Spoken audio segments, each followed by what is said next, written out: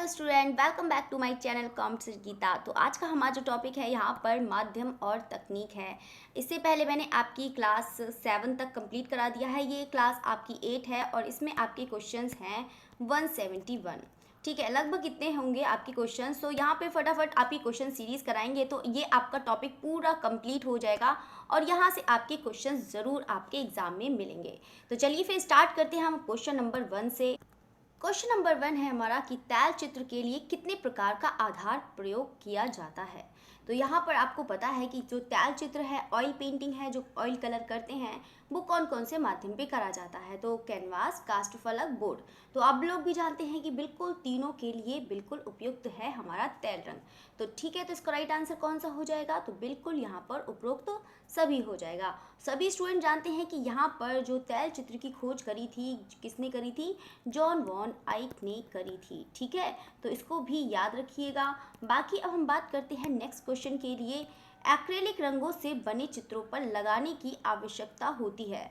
देखो, सबसे पहले तो हम जान लेते हैं कि एक्रेलिक रंग होता क्या है। एक्रेलिक रंग होता है कि पहले यहाँ पर जो मतलब ऑयल कलर होते हैं, तो ऑयल कलर को सूखने के लिए बहुत ज़्यादा टाइम लगता था। तो यहाँ पर मतलब एक्रेलिक कलर का यहाँ पर खोज हुई कि मतलब एक्रेलिक मतलब जो एक्रेलिक कलर है तो वो बहुत जल्दी सूख भी जाता है और बिल्कुल ऑयल जैसा इफेक्ट देता है। तो इसके लिए यहाँ पर इन्होंने मतलब बने चित्रों के लगाने की इसके लिए आवश्यकता कौन सी होती है पूछा है यहाँ पर कि वार्निश है, गोंद है, फेविकोल है, उपरोक्त में से कोई नहीं। तो यहाँ पर तो बिल्कुल यहाँ पर जो एक्रेलिक रंग होते हैं तो यहाँ पर उपरोक्त में से कोई नहीं हो जाएगा।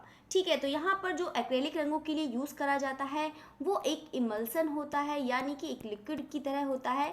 उसमें यहाँ पे एक्रेलिक रंगों को यहाँ पर मिलाया जाता है। जैसे कि ऑयल कलर में आप अलसी का तेल यूज़ करते हैं। आपको इसमें भी बता देते हैं कि जो ऑयल कलर में यहाँ पे भी आएगा क्वेश्चन, तो आपको पता लग जाएगा माध्यम तकनीक में कि ऑयल कलर के लिए हम अलसी का भी तेल यूज़ करते हैं, लिंसीड ऑयल का भी यूज़ करते हैं।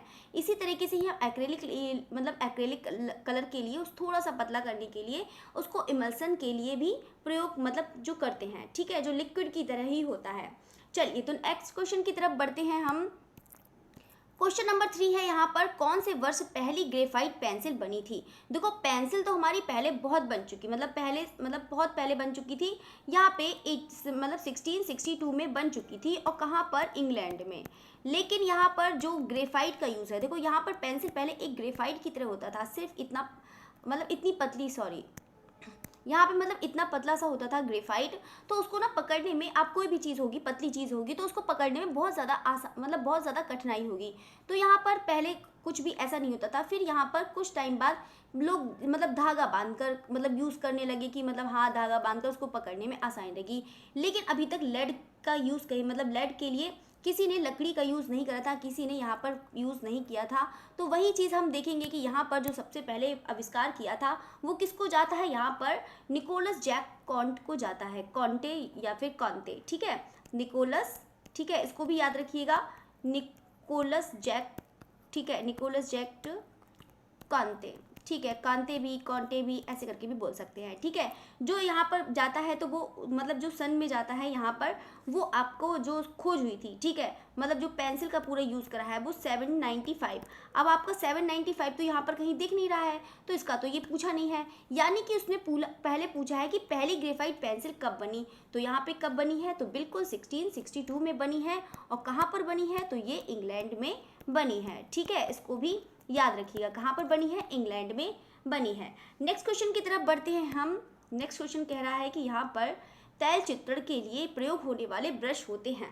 देखो, यहाँ पे तैल चित्रण के लिए ये भी याद रखना कि तैल चित्रण के लिए यूज़ करने के लिए जो ब्रश यूज़ करे जाते हैं वो कैसे ब्रश यूज़ करे जाते हैं? फ्लैट ब्रश यूज़ करे जाते हैं। ठीक है, जो फ्लैट ब्रश यूज़ करे जाते हैं इसके लिए जो फ्लैट ब्रश यूज़ होते हैं और जो उसके लिए राउंड ब्रश यूज़ होते हैं। किसके लिए? और मतलब उसके लिए क्या कहते हैं? वाटर कलर के लिए। वाटर कलर के लिए आपके राउंड ब्रश यूज़ होंगे और यहाँ पे तैल चित्रण के लिए फ्लैट ब्रश यूज़ होंगे। लेकिन यहाँ पे इसकी क्वालिटी पूछिए कि मतलब ब्रिशल ब्रश यूज़ करा जाता है या सेबल ब्रश यूज़ करा जाता है या फिर AB और दोनों। तो बिल्कुल यहाँ पर दोनों ही राइट आंसर हो जाएगा।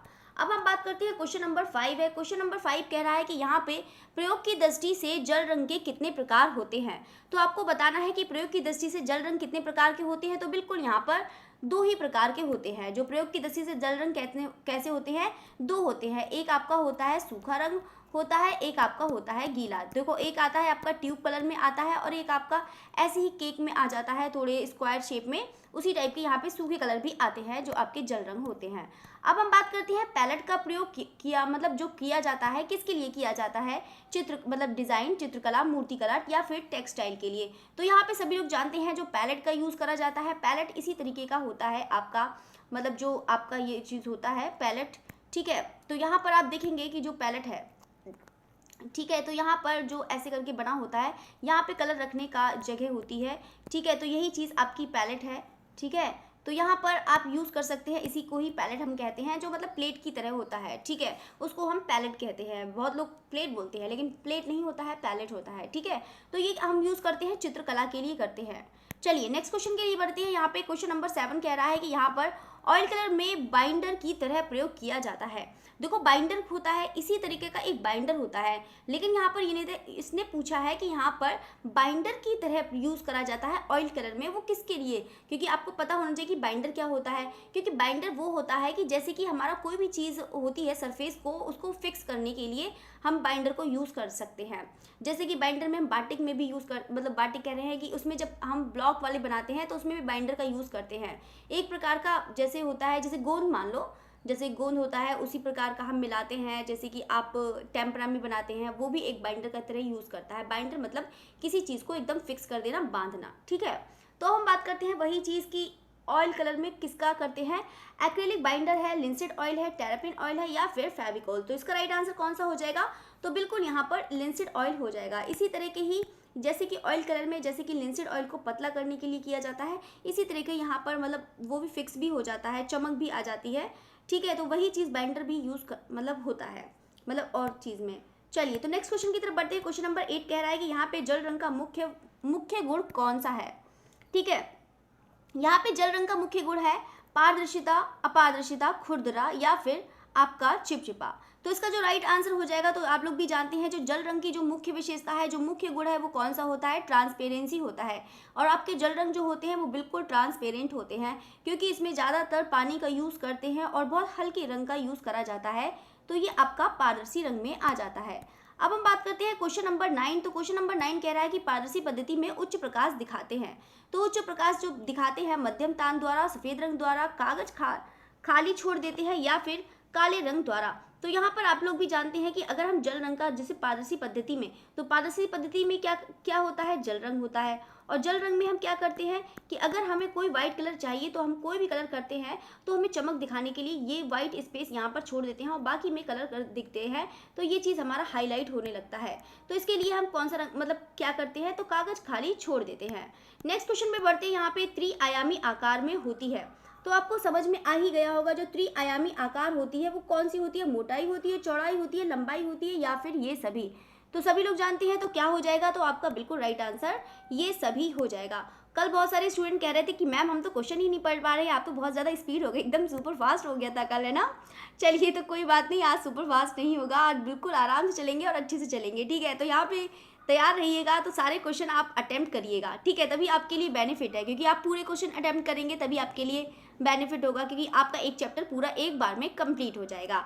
तो हम बात करते हैं यहाँ पे प्राविधिक कला कहलाती है सामान्य आकार, निर्मय को, प्रमेय को, या फिर आपने निर्मय प्रमेय पढ़े होगा, वो खैर मैथ्स वाले स्टूडेंट पढ़े होंगे, ठीक है। तो यहाँ पे प्राविधिक कला जो कहलाती है वो क्या कहलाती है, तो बिल्कुल आपका निर्मय हो जाएगा, ठीक है। चलिए तो हम बात करते हैं नेक्स्ट क्वेश्चन के लिए। अब हम बात करते हैं 11 12 हो गया है, चित्र में कितने आयाम होते हैं। देखो चित्र भी, कोई भी चित्र बनाते हैं, ठीक है, कोई भी चित्र आयाम बनाते हैं हम, ठीक है। तो यहाँ पर सिर्फ लंबाई होती है और चौड़ाई होती है, सिर्फ लंबाई और चौड़ाई ही होती है चित्र में।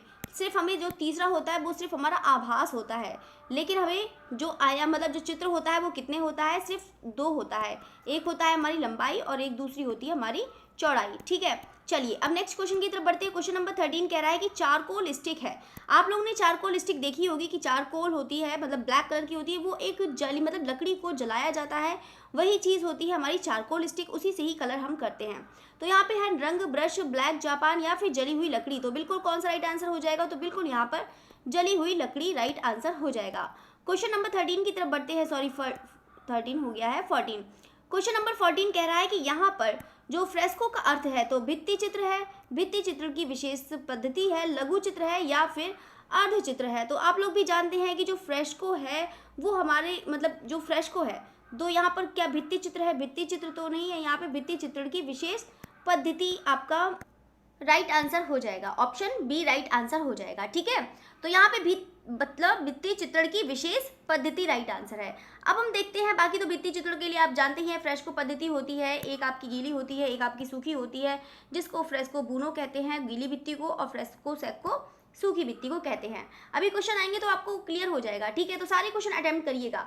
अब हम बात करते हैं यहाँ पे द्विआयामी तल पर त्रिआयामी प्रभाव उत्पन्न किया जाता है शुद्ध रंगों के प्रयोग से, पतले रंग के प्रयोग से, तान के प्रयोग से या फिर विरोधी वर्ण योजना के द्वारा। ठीक है, तो यहाँ पे कल स्टूडेंट कह रहे थे कि मैम क्वेश्चन नहीं पढ़ पा रहे। अच्छा, मैं तो पूरे क्वेश्चन पढ़ रही थी, तो फिर उस टाइम में आप लोग क्या कर रहे थे? मैं तो क्वेश्चन पूरा पढ़ के ही देती हूँ ना आंसर, तो आप लोग क्यों नहीं दे पाते हैं? चलिए, तो कोई बात नहीं, अब आपको आराम से पढ़ाएंगे अब। ठीक है, तो यहाँ पे आराम से सोइएगा नहीं, पूरे क्वेश्चन अटेम्प्ट करिएगा। तो यहाँ पे बात करते हैं, यहाँ पे द्विआयामी तल है, यानी कि द्विआयामी तल पर त्रिआयामी, मतलब कोई भी द्विआयामी पर त्रिआयामी अगर प्रभाव दिखाया जाता है, वो किसके द्वारा दिखाया जाता है आप भी जानते हैं, वो हम दिखाते हैं मतलब शेडिंग जो करते हैं, यानी कि तान के द्वारा। जो कि टोन होती है, टोन हमारी कितने प्रकार की होती है, मतलब 3 होती है। एक आपकी होती है डार्क टोन होती है, एक होती है आपकी मिडिल टोन होती है, एक आपकी होती है लाइट टोन होती है, और लास्ट हमारी जो होती है हाईलाइट टोन होती है। ठीक है, तो इसको भी याद रखिएगा। अब हम बात करते हैं यहाँ पे एक्रिलिक रंग की योग्यता है, वही चीज़ आ गया है एक्रिलिक रंग की योग्यता। तो सभी लोग जानते हैं कि जो इसकी योग्यता है एक्रिलिक रंग में, आपको बताया भी था कि सबसे मतलब जो एक्रिलिक रंग की जो विशेषता है, जो उसकी योग्यता है कि वो बहुत जल्दी सूख जाते हैं। लेकिन ऑयल कलर सूखने के लिए आपको कम से कम 1 हफ्ते तो लगेगा, 3 से 4 दिन तो लगते ही हैं आपके मतलब ऑयल कलर सूखने में। ठीक है, तो इसका जो राइट आंसर हो जाएगा तो वो कौन सा हो जाएगा आपका, जल्दी से सूख जाता है एक्रिलिक कलर। अब हम बात करते हैं यहाँ पे जब किसी चित्र में छाया प्रकाश का परछाई, ठीक है, जब किसी चित्र में छाया प्रकाश परछाई का निरूपण किया जाता है वह चित्र होता है। तो यहाँ पर परंपरावादी होता है, द्विआयामी या फिर आधुनिक। डी ऑप्शन कहाँ गया? डी ऑप्शन भी है। चलिए, तो यहाँ पे त्रिआयामी, तो आपको बताना है जो इसका राइट आंसर है वो क्या है। पहले आप क्वेश्चन पढ़ लीजिए, ठीक है, नहीं तो फिर कहेंगे कि मैम हमें पढ़ने को नहीं मिलेगा। पहले तो जल्दी से पढ़िए, आपको यहाँ पे चलिए आपको पूरा ही सही कर देते हैं। अब आराम से आप लोग कर सकते हैं। तो बिल्कुल इसका जो राइट आंसर है, तो आप लोग भी जानते हैं कि छाया प्रकाश और परछाई के निरूपण से जो किया जाता है वो हमारा क्या कहलाता है, त्रिआयामी प्रभाव कहलाता है। अब हम बात करते हैं यहाँ पे क्वेश्चन नंबर 18 है कि ताजी गीली भित्ति, यानी कि जो गीली भित्ति पर चित्र करने की विधा कहलाती है।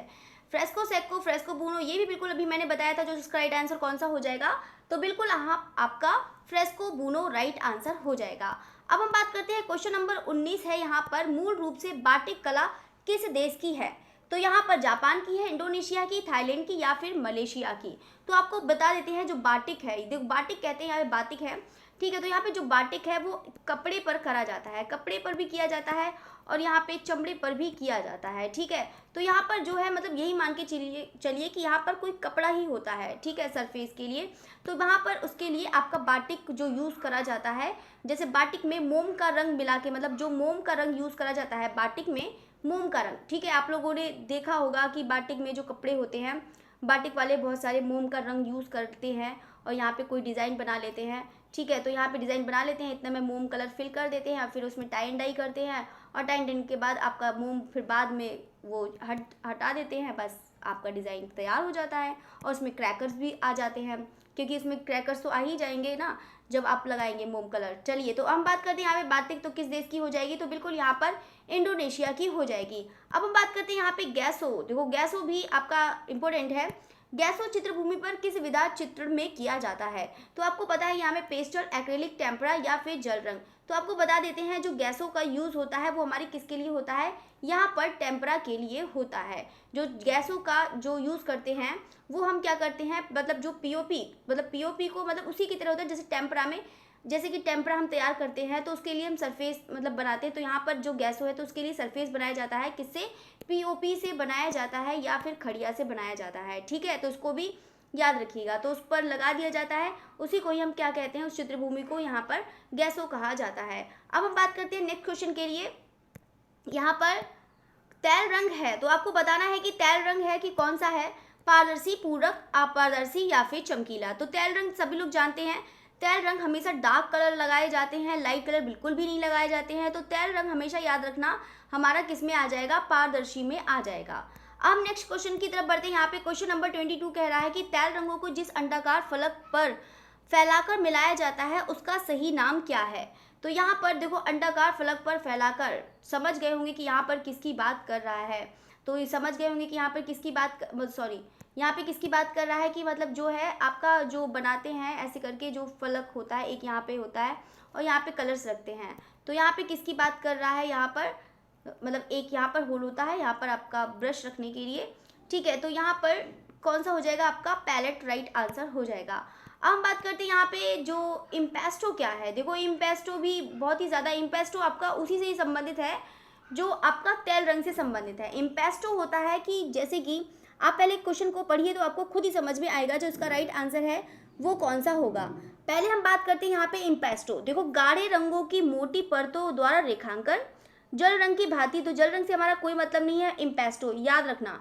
भित्ति चित्रण हेतु प्रयुक्त तकनीक है एक ही रंग द्वारा चित्रण शैली। इम्पेस्टो होता है कि कोई भी कलर होता है। देखो, अगर कोई भी बाई चांस किसी को तकनीक नहीं समझ में आती है तो मैंने पिक्चर्स के साथ यहाँ पर आपको वीडियोस करवाई हैं, तो आप माध्यम तकनीक वाली आप ज़रूर देखिएगा। पूरी फुल थ्योरी कराई है, आपको बहुत अच्छा लगेगा, बहुत अच्छे से समझ में आएगा। आपकी एक एक चीज़, आपकी एक एक मतलब जो है वो क्लियर हो जाएगा, ठीक है।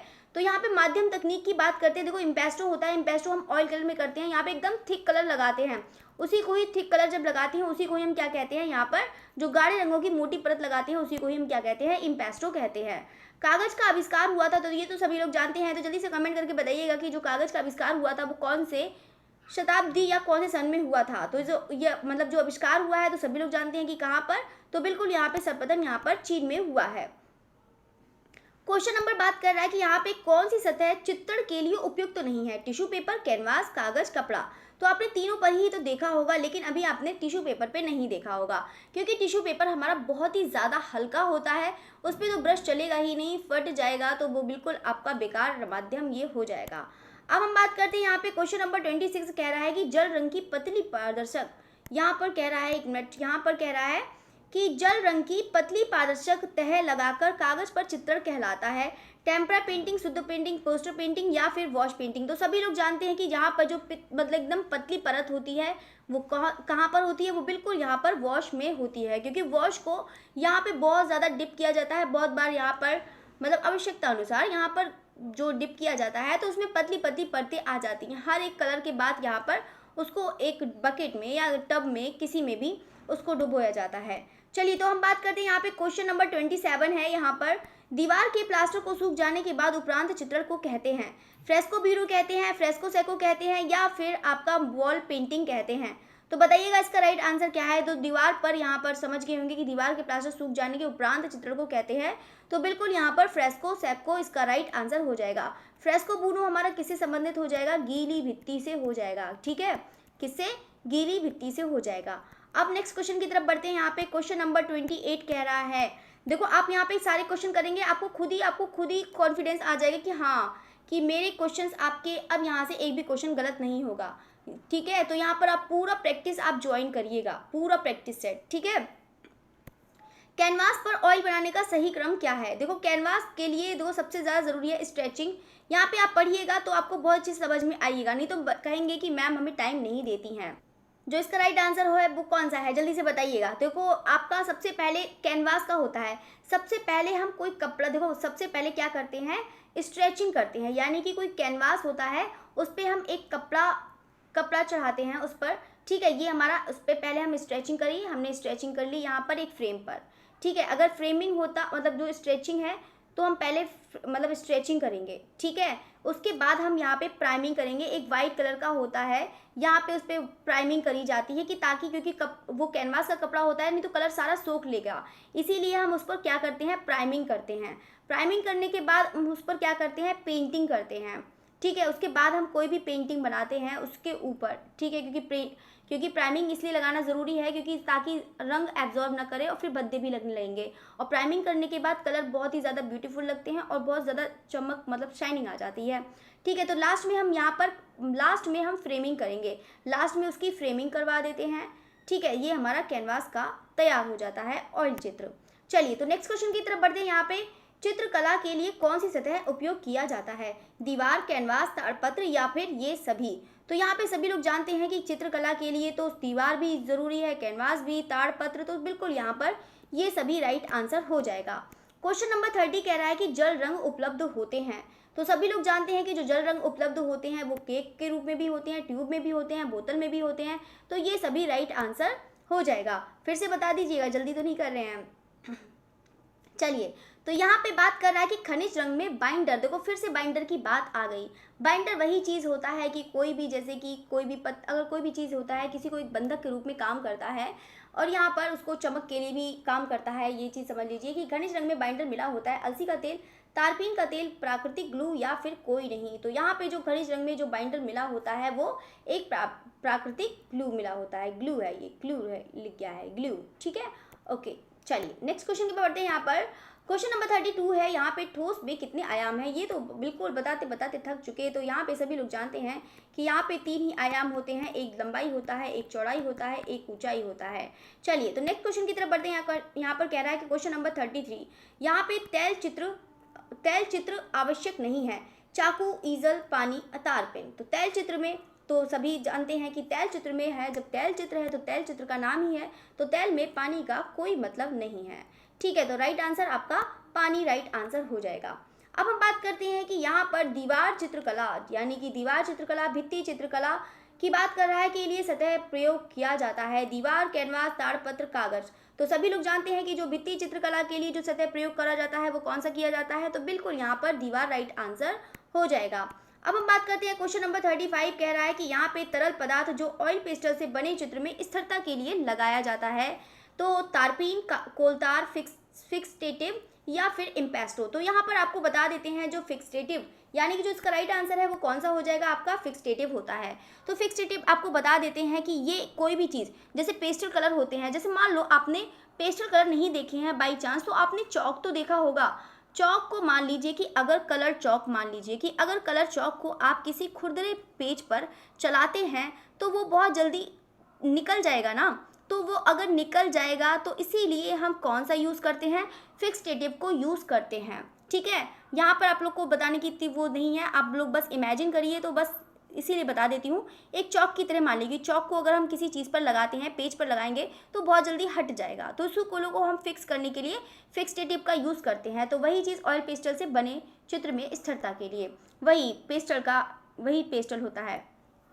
कपड़े पर मोम लगाकर जो रंग करने की विधि होती है वो कौन सी होती है? कोलाज, नक्काशी, बंदेज, बाटिक। तो अभी बिल्कुल मैंने आपको बताया था कि जो कपड़े पर मोम लगाकर जो करा जाता है तो वो कौन सा होता है? तो बिल्कुल आपका बाटिक में आ जाएगा। तो वही चीज़, एक कपड़ा होता है, कपड़े पे यहाँ पे डिज़ाइन बनाई जाती है, कोई सी भी मोम से कोई भी डिज़ाइन बना दी तो यहाँ पर उसमें क्रैकर्स पड़ जाते हैं। ठीक है, तो यहाँ पर उसको फिर कलर कर दिया जाता है, मोम लगे हुए साथ साथ में ही कलर किया जाता है। फिर मोम करने के बाद वो सूख जाता है, वो वहाँ से उसको निकाल दिया जाता है, यहाँ से मतलब बाटिक में।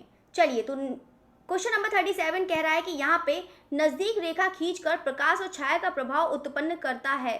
तो यहाँ पर देखो नज़दीक रेखा किसकी बात कर रहा है? नज़दीक रेखा खींच दी, ठीक है, कुछ ज़्यादा खींच दी, कुछ कम खींच दी। ठीक है, तो ये चीज़ हमारा क्या हो गया? ये समझ गए हैं कि यहाँ पर किसकी बात कर रहा है? ये बिल्कुल आपका हैचिंग में आ जाएगा। अगर हम यही चीज़ यहाँ पर क्रॉस हैचिंग कर देते हैं, ठीक है, यहाँ पर चीज़ हम क्रॉस हैचिंग करते हैं तो वो चीज़ हमारा किस में आ जाता है? आपका क्रॉस हैचिंग में ही आ जाता है, मतलब क्रॉस कर देते हैं तो आपका ये क्रॉस हैचिंग में आ जाएगा। ठीक है, तो यही चीज़ से हम कोई भी फिगर, कोई भी कुछ बनाते हैं तो उसी तरीके से हम बनाते हैं। क्वेश्चन नंबर 40 की तरफ बढ़ते हैं कि इम्पेस्टो। देखो इम्पेस्टो तकनीक तो आप समझ गए होंगे कि किससे है, तो बिल्कुल ये अभी क्वेश्चन आया था, तो यहाँ पर इम्पेस्टो है तो ये चित्रकारी से हो जाएगा, और चित्रकारी से हो जाएगा तो किससे हो जाएगा? तो बिल्कुल ये आपका ऑयल कलर से हो जाएगा, इसको भी समझिएगा। ठीक है, ऑयल कलर में बहुत मोटे मोटे कलर लगाए जाते हैं, बहुत धब्बे वाले कलर लगाए जाते हैं, वही चीज़ हमारा जो इफेक्ट कहलाता है वो हमारा क्या कहलाता है? इम्पेस्टो कहलाता है। अब हम बात करते हैं क्वेश्चन नंबर 39, स्केच की विशेषता है। स्केच समझ रहे हैं, तो स्केच क्या होता है कि अगर कोई भी चीज़ स्केच जल्दी जल्दी से तैयार कर लिया जाए तो वो हमारा क्या होता है? तीव्र प्रवाह पद्धति। यहाँ पे ऑप्शन है, आप लोग ऑप्शन पढ़ लीजिए, नहीं तो फिर शिकायत करेंगे। तो यहाँ पे स्वर पद्धति है, अनेक सीमांतीय पद्धति है, निरीक्षण पद्धति है, या फिर तीव्र प्रभाव पद्धति है। तो आपको बता देते हैं जो स्केच तैयार करा जाता है वो बहुत ही जल्दी तैयार करा जाता है। लगभग आप मान के चलिए कि यहाँ पे 20 से 30 सेकंड भी हो सकता है, या फिर आपका 5 मिनट में स्केच तैयार कर दिया जाता है। तो ये आपका कौन सा होता है, तीव्र प्रभाव पद्धति हो जाएगा। क्वेश्चन नंबर 40 की तरफ बढ़ते हैं। क्वेश्चन नंबर 40 कह रहा है कि चित्रभूमि किस प्रकार की होती है, एक आयामी, द्विआयामी, बहुआयामी, या फिर त्रिआयामी। तो सभी लोग जानते हैं कि जो हमारी चित्रभूमि होती है, जो मतलब है वो कैसी होती है, तो बिल्कुल यहाँ पर एक आयामी होती है। ठीक है, तो यहाँ पर वैसे एक आयामी चित्रभूमि तो होती है, वो वैसे लंबाई होती है, चौड़ाई हो जाएगी, आपकी द्विआयामी हो जाएगी। कोई चित्रभूमि है तो ये आपकी कैसी हो जाएगी, एक लंबाई होती है और एक चौड़ाई होती है। ठीक है, यही चीज तो होती है, तो यानी कि द्विआयामी राइट आंसर हो जाएगा। चलिए तो नेक्स्ट क्वेश्चन की तरफ बढ़ते हैं। तो हमारा द्विआयामी हो जाएगा राइट आंसर, एक आयामी तो नहीं होगा, सिर्फ लंबाई तो नहीं होती है, चौड़ाई भी होती है। चलिए तो यहाँ पर है, बाटिक में क्या प्रयोग किया जाता है, एक्रिलिक रंग, तेल रंग, मोम, उपयुक्त सभी। तो ये भी बिल्कुल मैंने अभी बताया था कि यहाँ पे जो बाटिक में प्रयोग किया जाता है वो क्या प्रयोग किया जाता है, तो बिल्कुल यहाँ पर मोम का यूज होता है। ठीक है, तो यहाँ पे कौन सा होगा, मोम का यूज हो जाएगा। ठीक है, चलिए तो नेक्स्ट क्वेश्चन की तरफ बढ़ते हैं। यहाँ पर कह रहा है कि यहाँ पे 42 स्केचिंग है। तो सभी लोग जानते हैं जो स्केचिंग है, आभासी रेखांकन, पूर्ण रेखांकन, या फिर आपका त्वरित रेखांकन, या फिर उपयुक्त में से कोई नहीं। तो सभी लोग जानते हैं जो स्केचिंग होती है वो क्या होता है, आपका त्वरित रेखांकन होता है। त्वरित रेखांकन मतलब क्या है, आपका जल्दी से, तेज से, स्पीड से, यानी कि शीघ्र, त्वरित। ठीक है, चलिए तो ये बड़ी कठिन, ऐसे ज़्यादा टफ दे देते हैं, बाकी तो आपका इंग्लिश में आता भी है। तो बाई चांस अगर मान लो किसी को टफ पड़े तो एक बार इंग्लिश भी ज़रूर देख लीजिएगा। अब हम बात करते हैं यहाँ पे क्यूरोस्कोरो, क्यूरोस्कोरो भी बोल सकते हैं, या फिर हम इसको बोलते हैं चेरस्क्यूरो। ठीक है, एक मिनट, यहाँ पे क्या बोलते हैं, चेरस्क्यूरो भी बोलते हैं। ठीक है, तो यहाँ पे चेरस्क्यूरो जो होता है, यहाँ पे चित्र में श्वेत रंग का प्रभाव होता है, चित्र में काले रंग का प्रभाव होता है, चित्र में छाया प्रकाश का प्रभाव होता है, या फिर उपरोक्त में से कोई नहीं। तो यहाँ पर आपको बता देते हैं कि यहाँ पर जो इसका राइट आंसर है वो तो चलो बता देते हैं, चित्र में छाया प्रकाश का प्रभाव होता है। यहाँ पर एकदम से कोई लाइट पड़ती है, अगर यहाँ पर कोई भी प्रकाश, जैसे सूर्य का प्रकाश हो, चाहे आपका लाइट का हो, यानी कि कोई बल्ब का हो, कैसे भी हो, उसका प्रकाश अगर हमारे फेस पर पड़ता है तो बहुत इसमें बहुत अच्छा इफेक्ट दिखाते हैं। विंची ने अधिकतर यहाँ पे चियरोस्क्यूरो का बहुत ज़्यादा यूज़ अपनी पेंटिंग्स में किया है। ठीक है, तो चलिए अब नेक्स्ट क्वेश्चन की तरफ बढ़ते हैं। यहाँ पे क्या कह रहा है, क्वेश्चन नंबर 44 कह रहा है कि वसली क्या है, तकनीक, माध्यम, पद्धति, या फिर धरातल। तो सभी लोग जानते हैं कि यहाँ पे जो वसली है वो क्या होता है, धरातल होता है। और वसली को यहाँ पर बहुत सारे मोटे मोटे पेज होते हैं, उसको बहुत सारे ले लिए जाते हैं और उसको एक ऊपर एक बहुत अच्छे से इसको चिपकाया जाता है, और यहाँ पर एक बहुत ज़्यादा मोटा एकदम बन जाता है, और इसी को ही यहाँ पर एक सरफेस बन जाता है, एक धरातल बन जाता है, उसी को ही हम क्या कहते हैं, यहाँ पर वसली कहते हैं। अब हम बात करते हैं, क्वेश्चन नंबर 45 कह रहा है कि निम्नलिखित में से यहाँ पर जो शुष्क माध्यम कौन सा है। तो बताइएगा कि यहाँ पे जो शुष्क माध्यम है वो कौन सा है। चलिए तो यहाँ पे शुष्क माध्यम बताइएगा, तेल रंग है, जल रंग, पेस्टल, या फिर एक्रेलिक रंग है। तो सभी लोग जानते हैं कि यहाँ पर जो शुष्क माध्यम है वो कौन सा हो जाएगा, ये भी बिल्कुल मैंने अभी बताया था, जो पेस्टल रंग होते हैं, जो बिल्कुल एक चौक की तरह होते हैं, इसी तरीके से होते हैं, यहाँ पे कलर्ड होते हैं, और उसमें यहाँ पर पेस्टल कलर तो बिल्कुल एक चौक की तरह होता है, समझ लीजिए उसी की तरह, अगर आप लोग नहीं जानते हैं तो। ठीक है, तो कलर्ड होता है और ये अच्छी क्वालिटी में होते हैं। चलिए तो नेक्स्ट क्वेश्चन की तरफ बढ़ते हैं। यहाँ पर क्वेश्चन नंबर 46 है, यहाँ पर कह रहा है कि तैल चित्र का आविष्कार किसने किया है।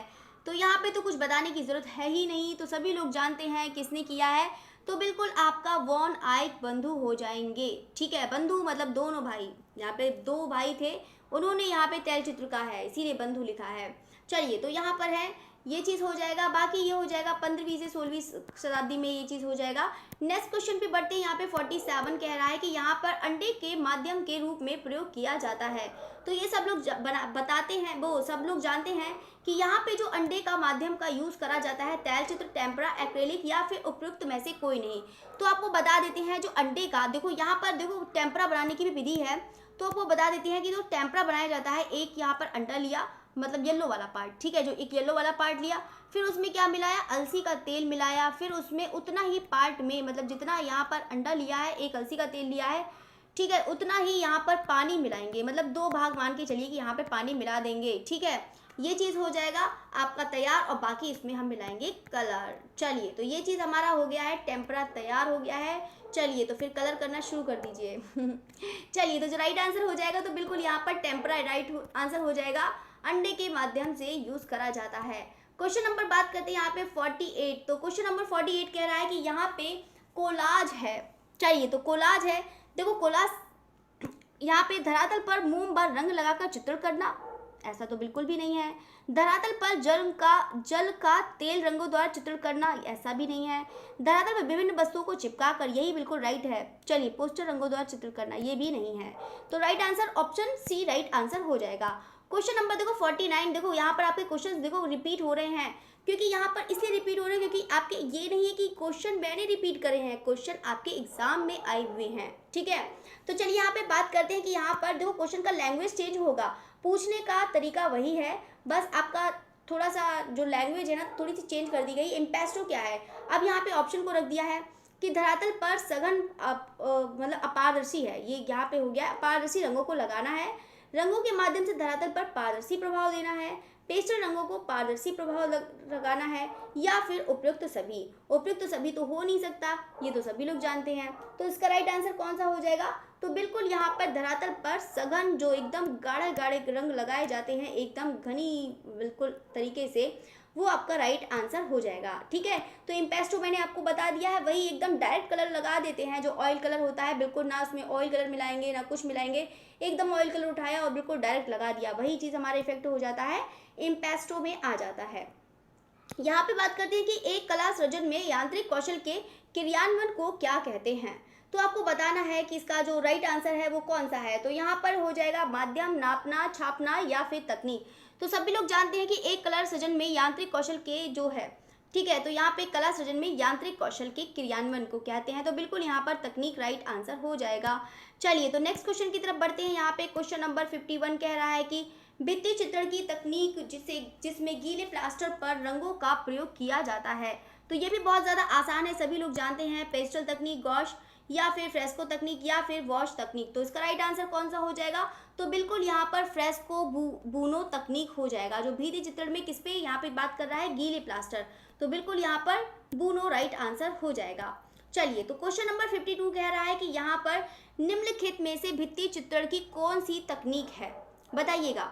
प्रिंटिंग बा स्केचिंग है, ग्लेजिंग बा आला गीला है, या फिर कोलाज बा प्रिंटिंग है, या फिर फ्रेस्को सेको बा फ्रेस्को बूनो है। तो सभी लोग जानते हैं कि भित्ति चित्रण की कौन सी हो जाएगी, तो बिल्कुल यहाँ पर फ्रेस्को बूनो और फ्रेस्को सेको हो जाएगी। चलिए तो क्वेश्चन नंबर 53 की तरफ बढ़ते हैं। क्वेश्चन नंबर 53 कह रहा है कि जिसमें रंगों के साथ मोम लगाकर प्रयुक्त किया जाता है उस पद्धति को कहते हैं। तो सभी लोग जानते हैं कि देखो यहाँ पर अभी देखो यहाँ पर याद रखिएगा, देखो ये क्वेश्चन आपका कंफ्यूजन, इस क्वेश्चन को ध्यान से पढ़िएगा कि देखो इसमें क्या कहा है कि रंगों के साथ, याद रखिएगा, रंगों के साथ मोम को मिला के प्रयुक्त किया जाता है, लेकिन बाटिक में हम मोम में रंग नहीं मिलाते हैं, ठीक है, मोम में रंग नहीं मिलाते हैं, ठीक है, याद रखिएगा, मोम में रंग नहीं मिलाते हैं, याद रखिएगा, ठीक है।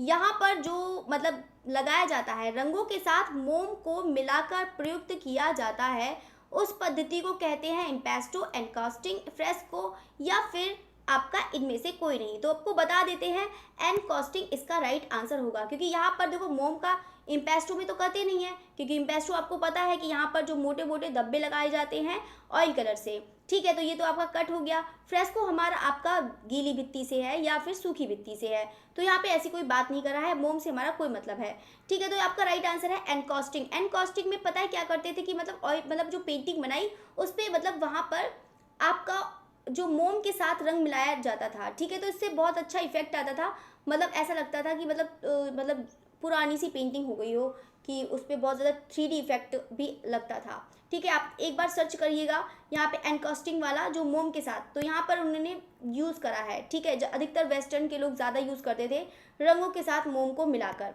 चलिए तो बाकी हम नेक्स्ट क्वेश्चन की तरफ बढ़ते हैं।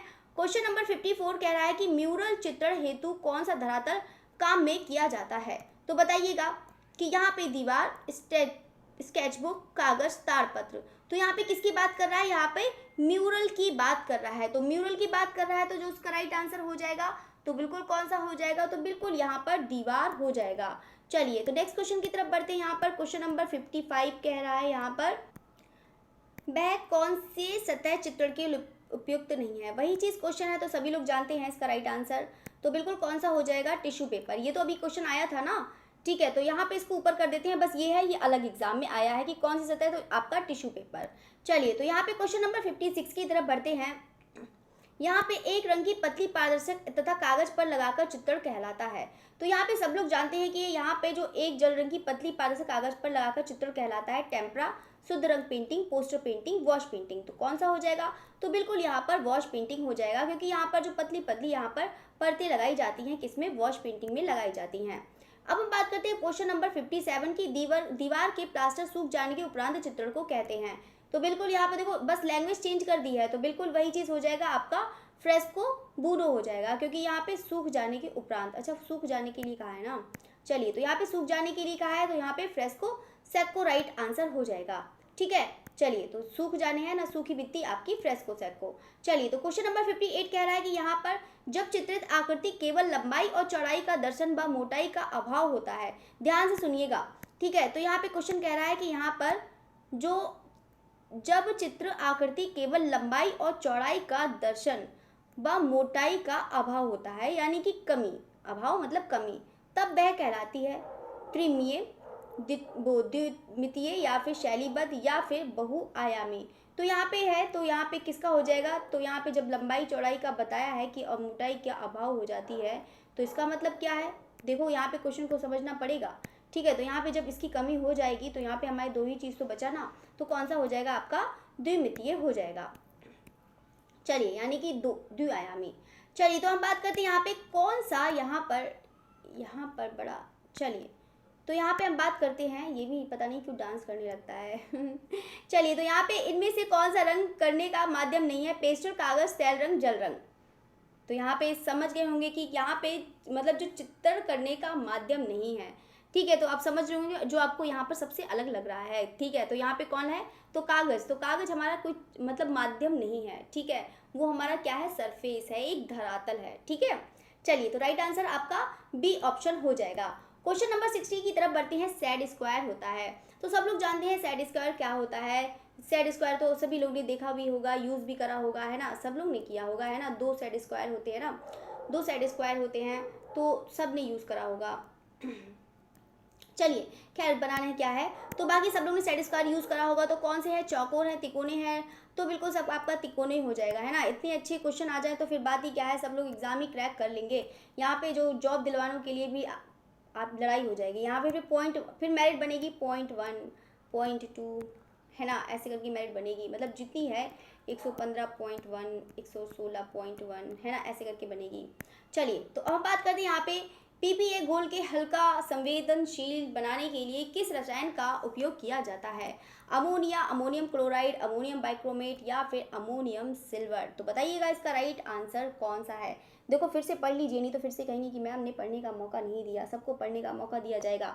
तो यहाँ पे आपको बता देते हैं कि यहाँ पे जो पीपीए घोल है, पीवीए, ठीक है, पीवीए, जो पीवीए यहाँ पे घोल को हल्का संवेदनशील बनाने के लिए कौन सा, यहाँ पर अमोनिया का प्रयोग किया जाता है। क्वेश्चन नंबर बात करते हैं यहाँ पे 62 भी बहुत ज़्यादा अच्छा है, तो सभी लोग जानते हैं। चलिए तो यहाँ पे किसको कम करें, नीचे क्वेश्चन मत देखिए, इसको कट करिए, बस यही वाला क्वेश्चन देखिए। तो बताइए जल रंग की बात बताते हैं, जल रंग किससे संबंधित है, जल्दी से बताइएगा आप लोग क्वेश्चन। चलिए पहले हम बात करेंगे यहाँ पे जल रंग की। तो जल रंग हमारा किससे संबंधित है, आपको पता है कि पारदर्शी, यानी कि 3 नंबर। इम्पेस्टो है, तो इम्पेस्टो आपका किससे हो जाएगा, बहुत सघन रंग, यानी कि बहुत ही पास में बहुत ही गाढ़े गाढ़े रंग, ठीक है, तो ये हो जाएगा। स्पैटरिंग क्या होता है, स्पैटरिंग मतलब आपका छिड़काव होता है, ठीक है, यानी कि छिड़काव होता है, समझ गए हैं कि जैसे कि आपका किससे संबंधित है? स्पैटरिंग सूक्ष्म बिंदी है ना, जैसे ब्रश होता है ना, बहुत सारे आपने बचपन में किया होगा। खैर आप लोगों ने तो नहीं किया होगा, मैंने तो किया है। यहाँ पे टूथ ब्रश होता है ना, उसको स्प्रे से कलर किया जाता है ना, छोटे में बड़ा शौक होता है ड्राइंग करने का। तो यहाँ पे है, तो बिल्कुल यहाँ पर सब बहुत सूक्ष्म रंग, ठीक है। तो ये आपका हो जाएगा, अच्छा ये तीसरा हो जाएगा और ये आपका चौथा हो जाएगा, ठीक है।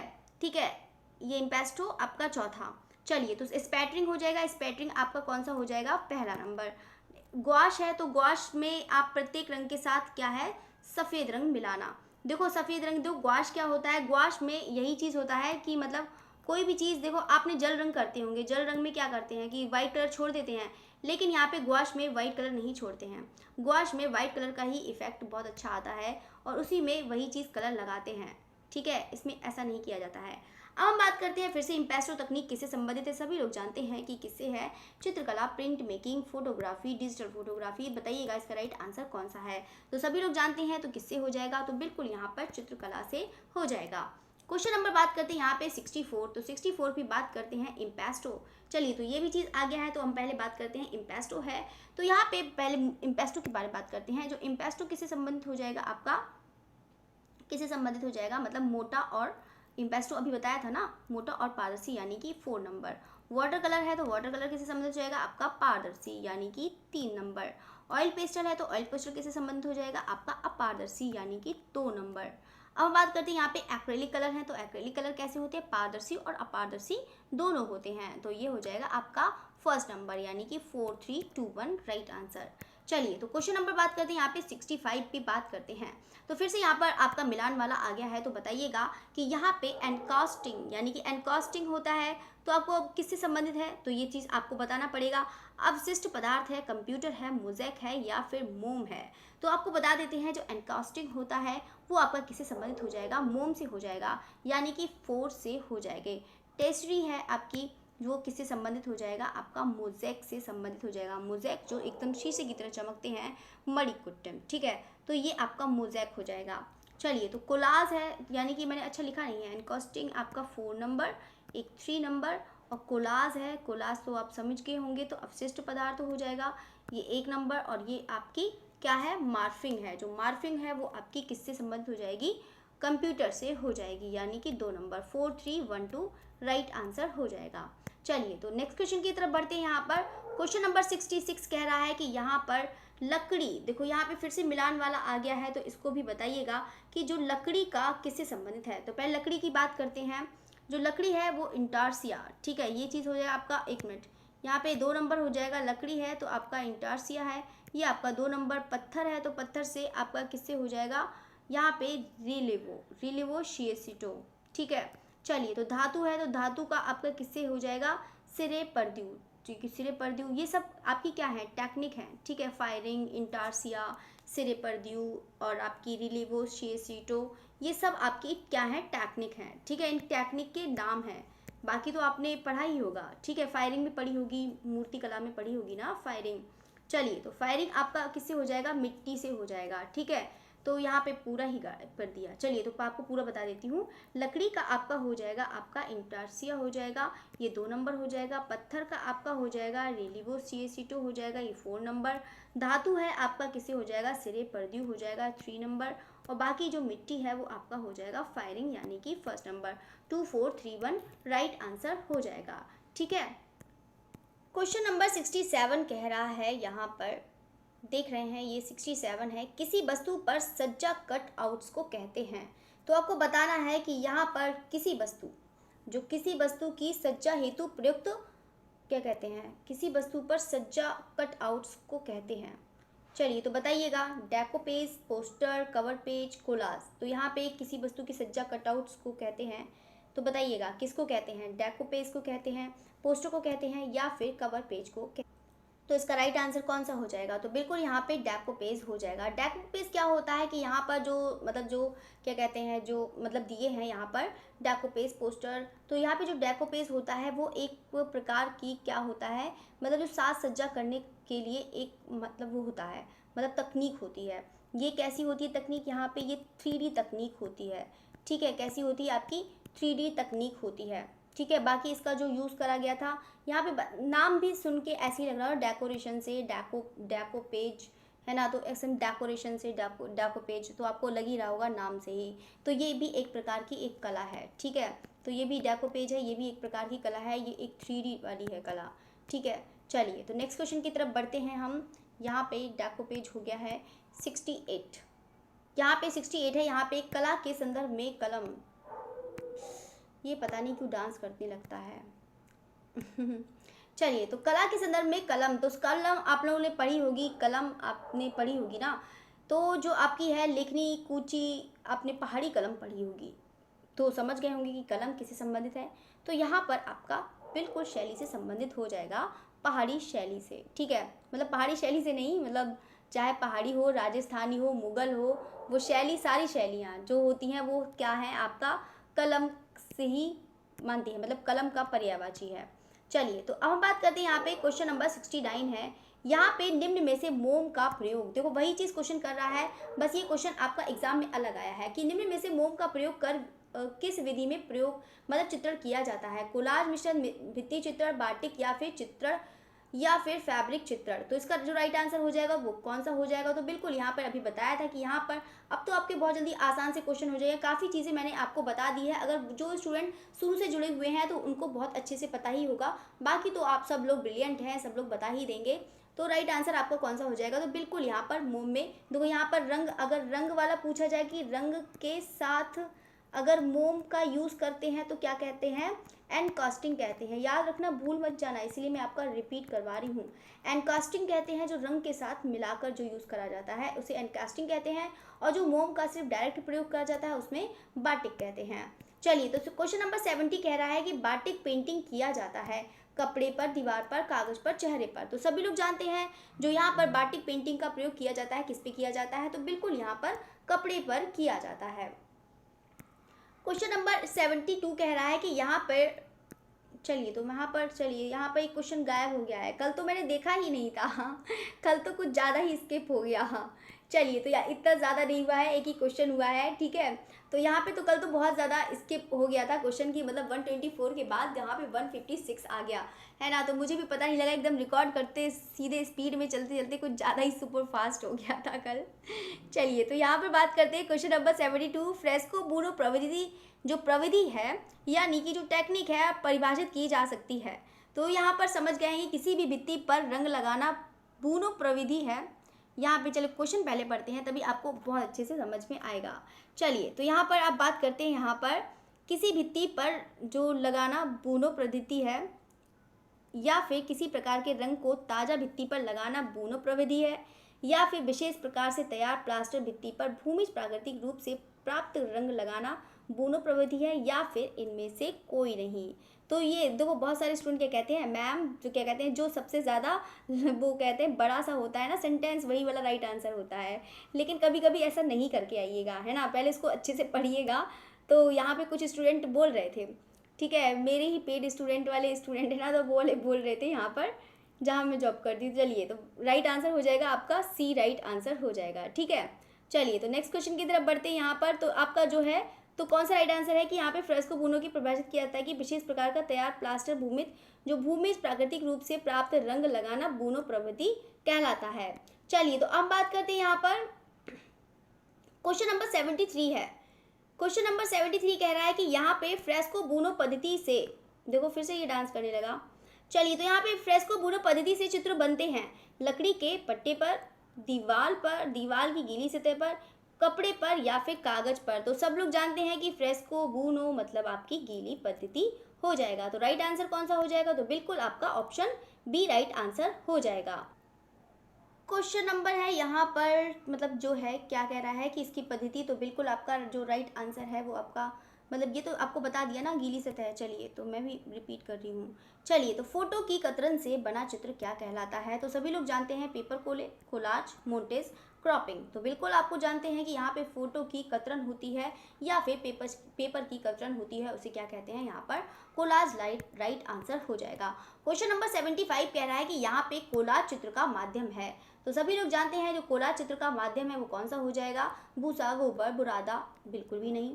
तो राइट आंसर कागज की कतरन हो जाएगा, ठीक है। चलिए तो क्वेश्चन नंबर 76 है यहाँ पर फ्लेक्सोग्राफिक स्याही के एक घटक को निम्नलिखित में से क्या कहा जा सकता है?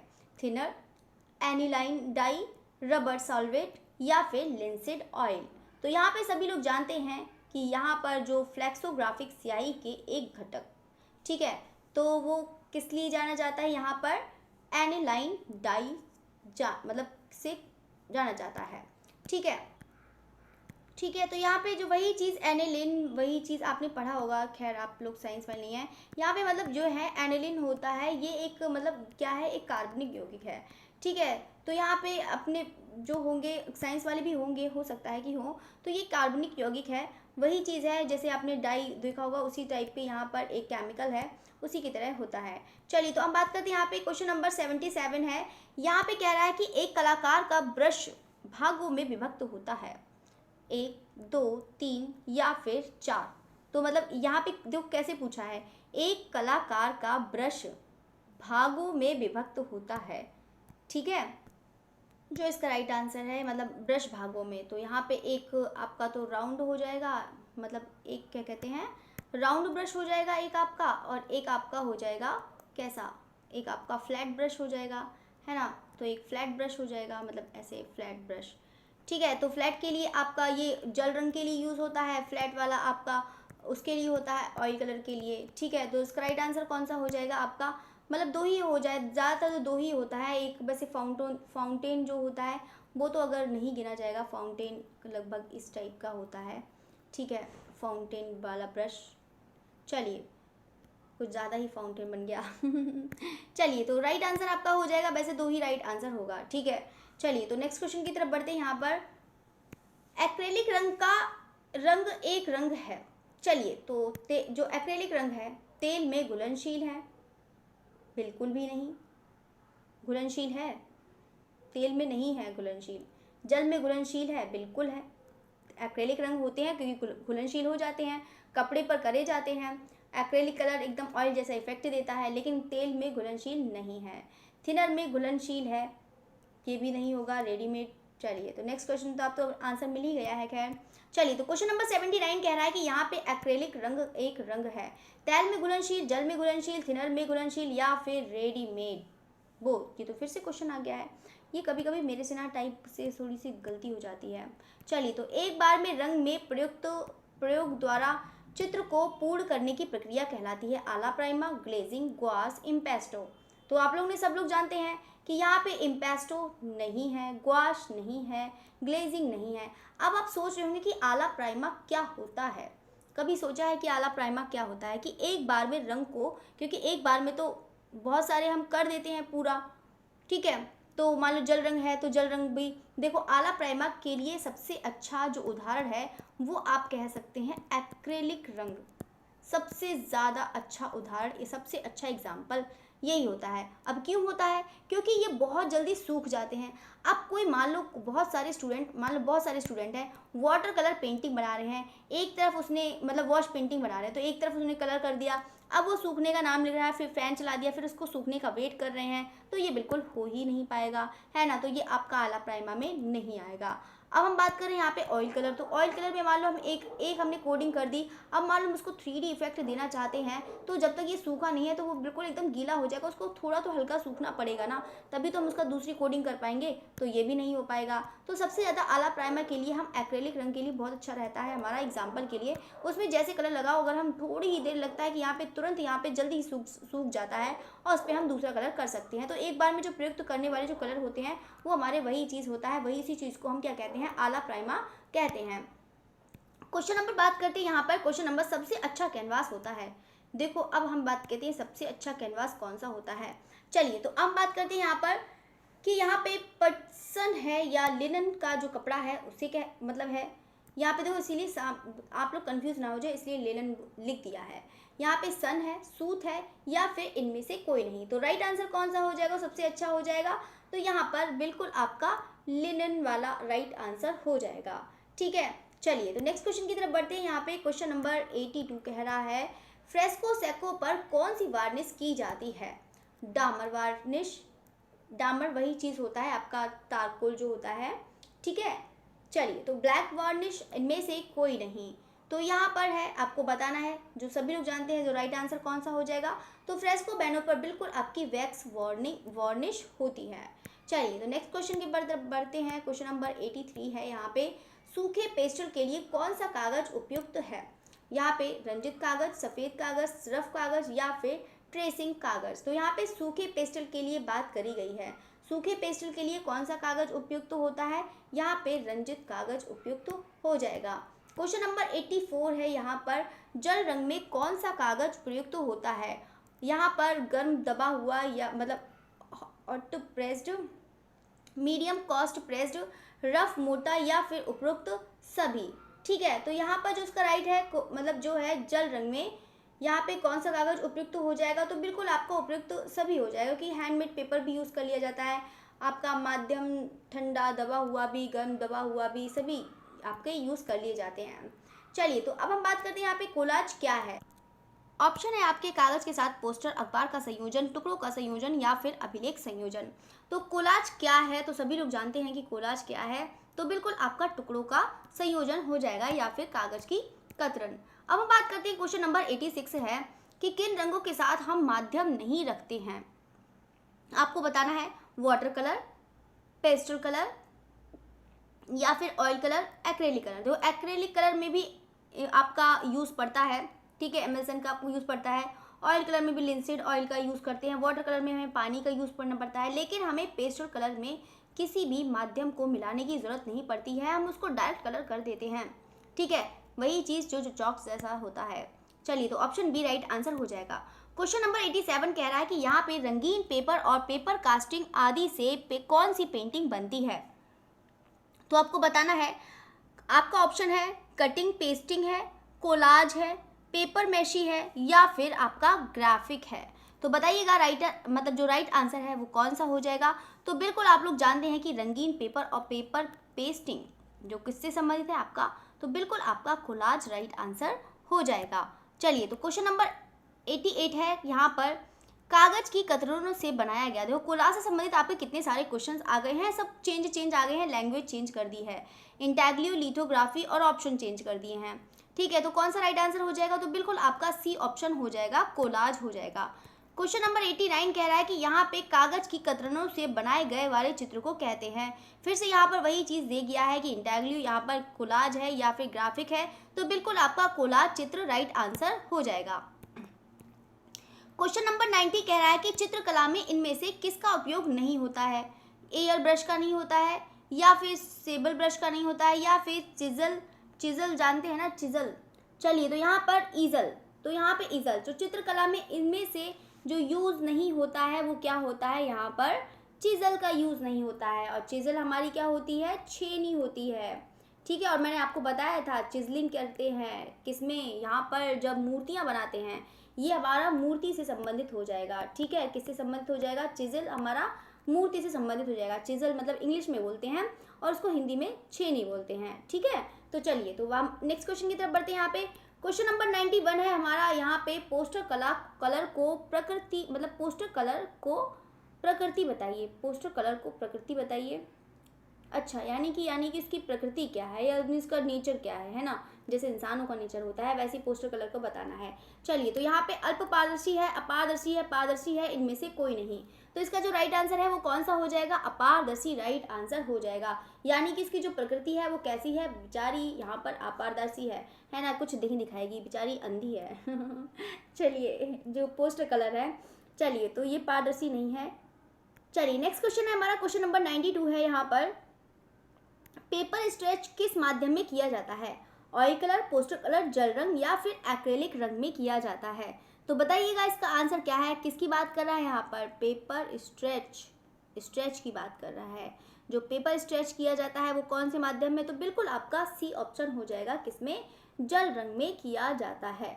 चलिए तो नेक्स्ट क्वेश्चन की तरफ बात करते हैं यहाँ पर, स्ट्रेच। चलिए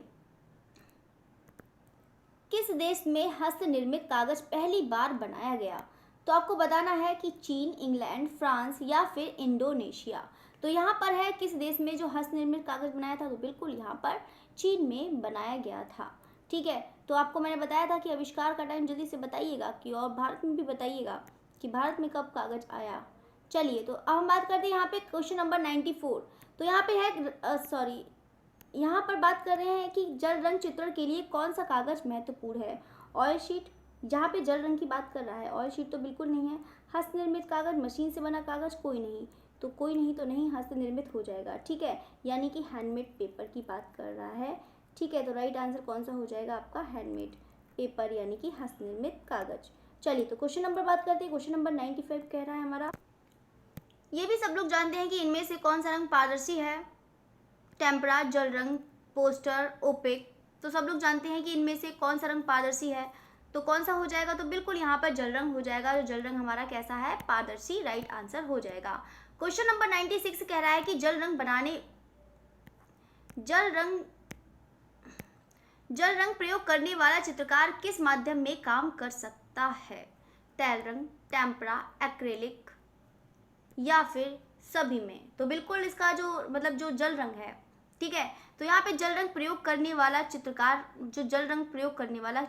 किस माध्यम में काम कर सकता है, तो बिल्कुल आपका हो जाएगा सभी में, है ना। तो सभी में कर सकता है, ऐसा तो कुछ है नहीं कि टेक्निक तो सबकी सेम ही सेम है ना। चलिए तो क्वेश्चन नंबर 97 है कि जल रंगों की यात्रा कहाँ से।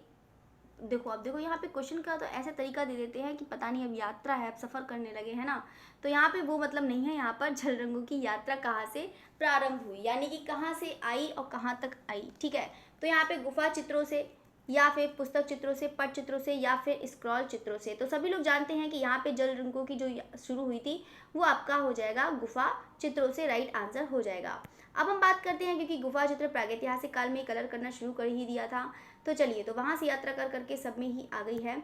जल रंग माध्यम को सबसे ज़्यादा किस माध्यम में प्रभावित किया जाता है। तेल रंग, एक्रेलिक, पोस्टर या फिर आपका टेम्परा हो जाएगा। तो सभी लोग है कि जल रंग माध्यम को सबसे ज़्यादा किस माध्यम में प्रभावित किया जाता है, तो बिल्कुल आपका एक्रेलिक रंग हो जाएगा, क्योंकि बहुत जल्दी सूख भी जाते हैं, अच्छे भी रहते हैं, फिक्स भी रहते हैं, सबसे अच्छा रहता है। चलिए तो हम बात करते हैं यहाँ पे टेम्परा तकनीक किससे संबंधित है, तो मूर्तिकार, चित्रकला, ऑफ आर्ट या फिर शिल्प कला। तो है टेम्परा तकनीक किससे संबंधित हो जाएगी, जल्दी से सारे स्टूडेंट बताइएगा इसका आंसर। तो बिल्कुल हो जाएगी आपकी टेम्परा तकनीक, तो बिल्कुल आपकी चित्रकला से संबंधित हो जाएगी। ये तो क्वेश्चन आसान भी है, टेम्परा भी बताया भी था।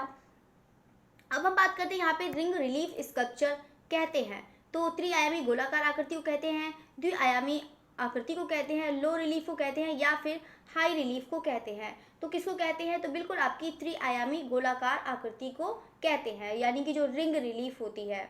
ठीक है, चलिए तो अब हम बात करते हैं यहाँ पर जो पदार्थ के कणों को बांधता है। अभी तो मैंने आपको बताया था इसका ये ऑप्शन बताया था, ये वाला ऑप्शन।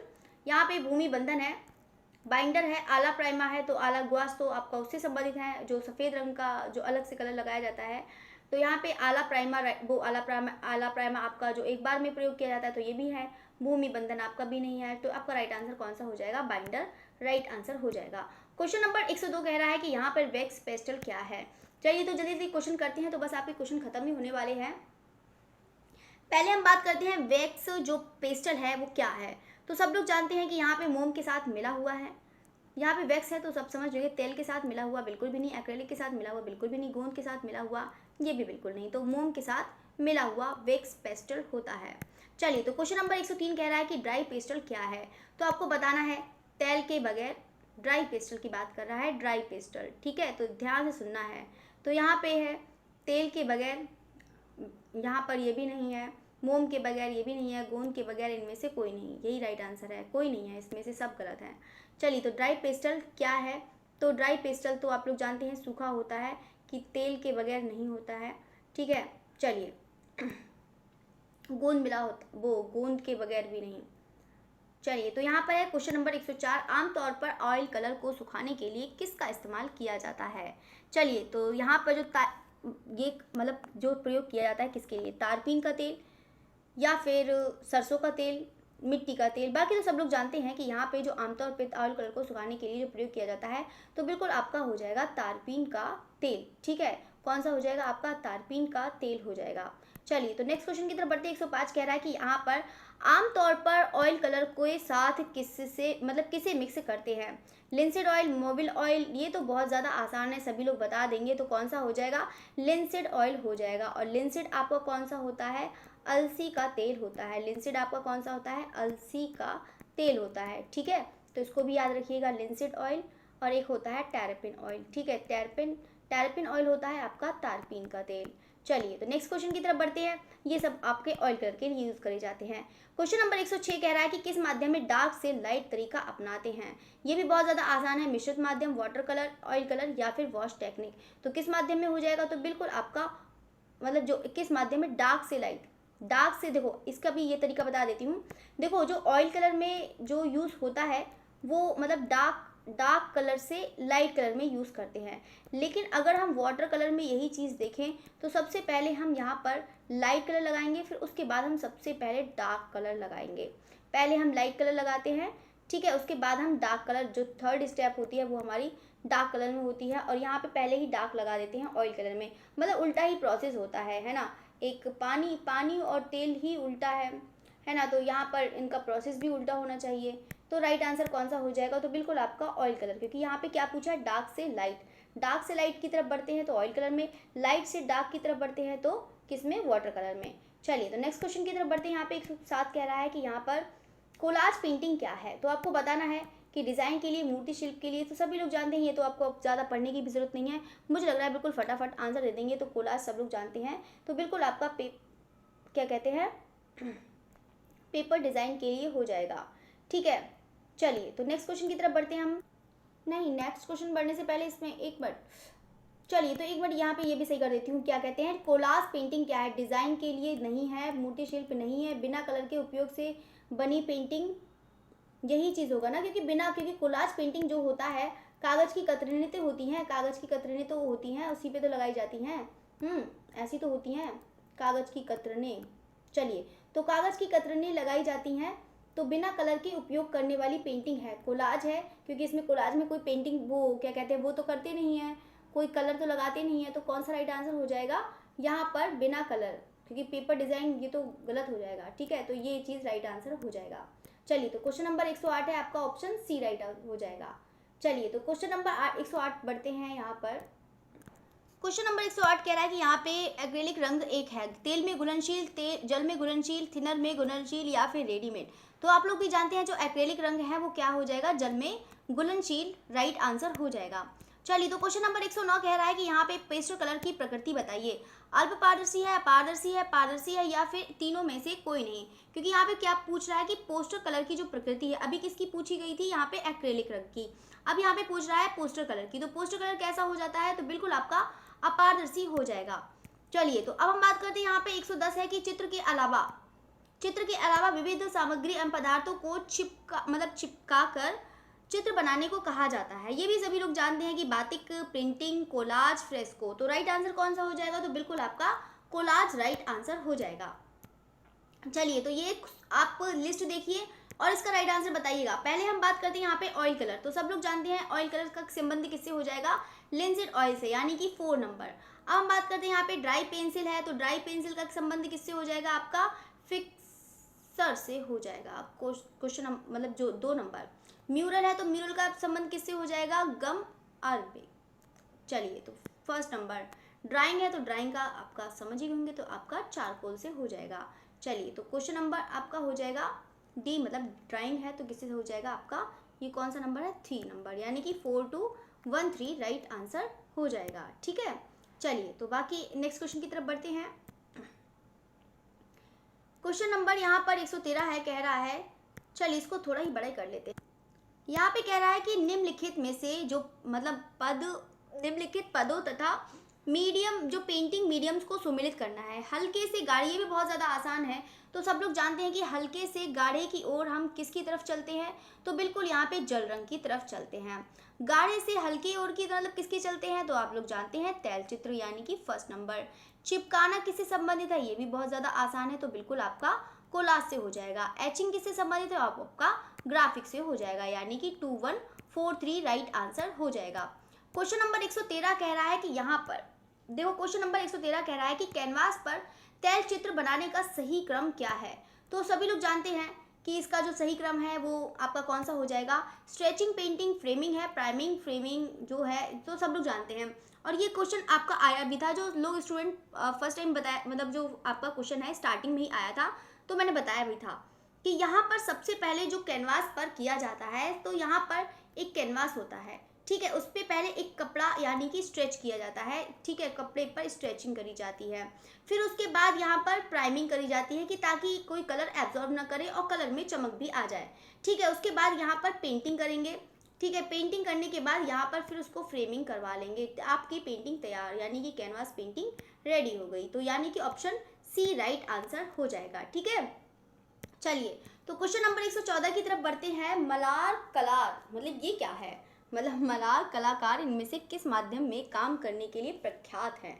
तो यहाँ पर आपको बताना है, ये आपका लगता है मूर्ति कला का आ गया है।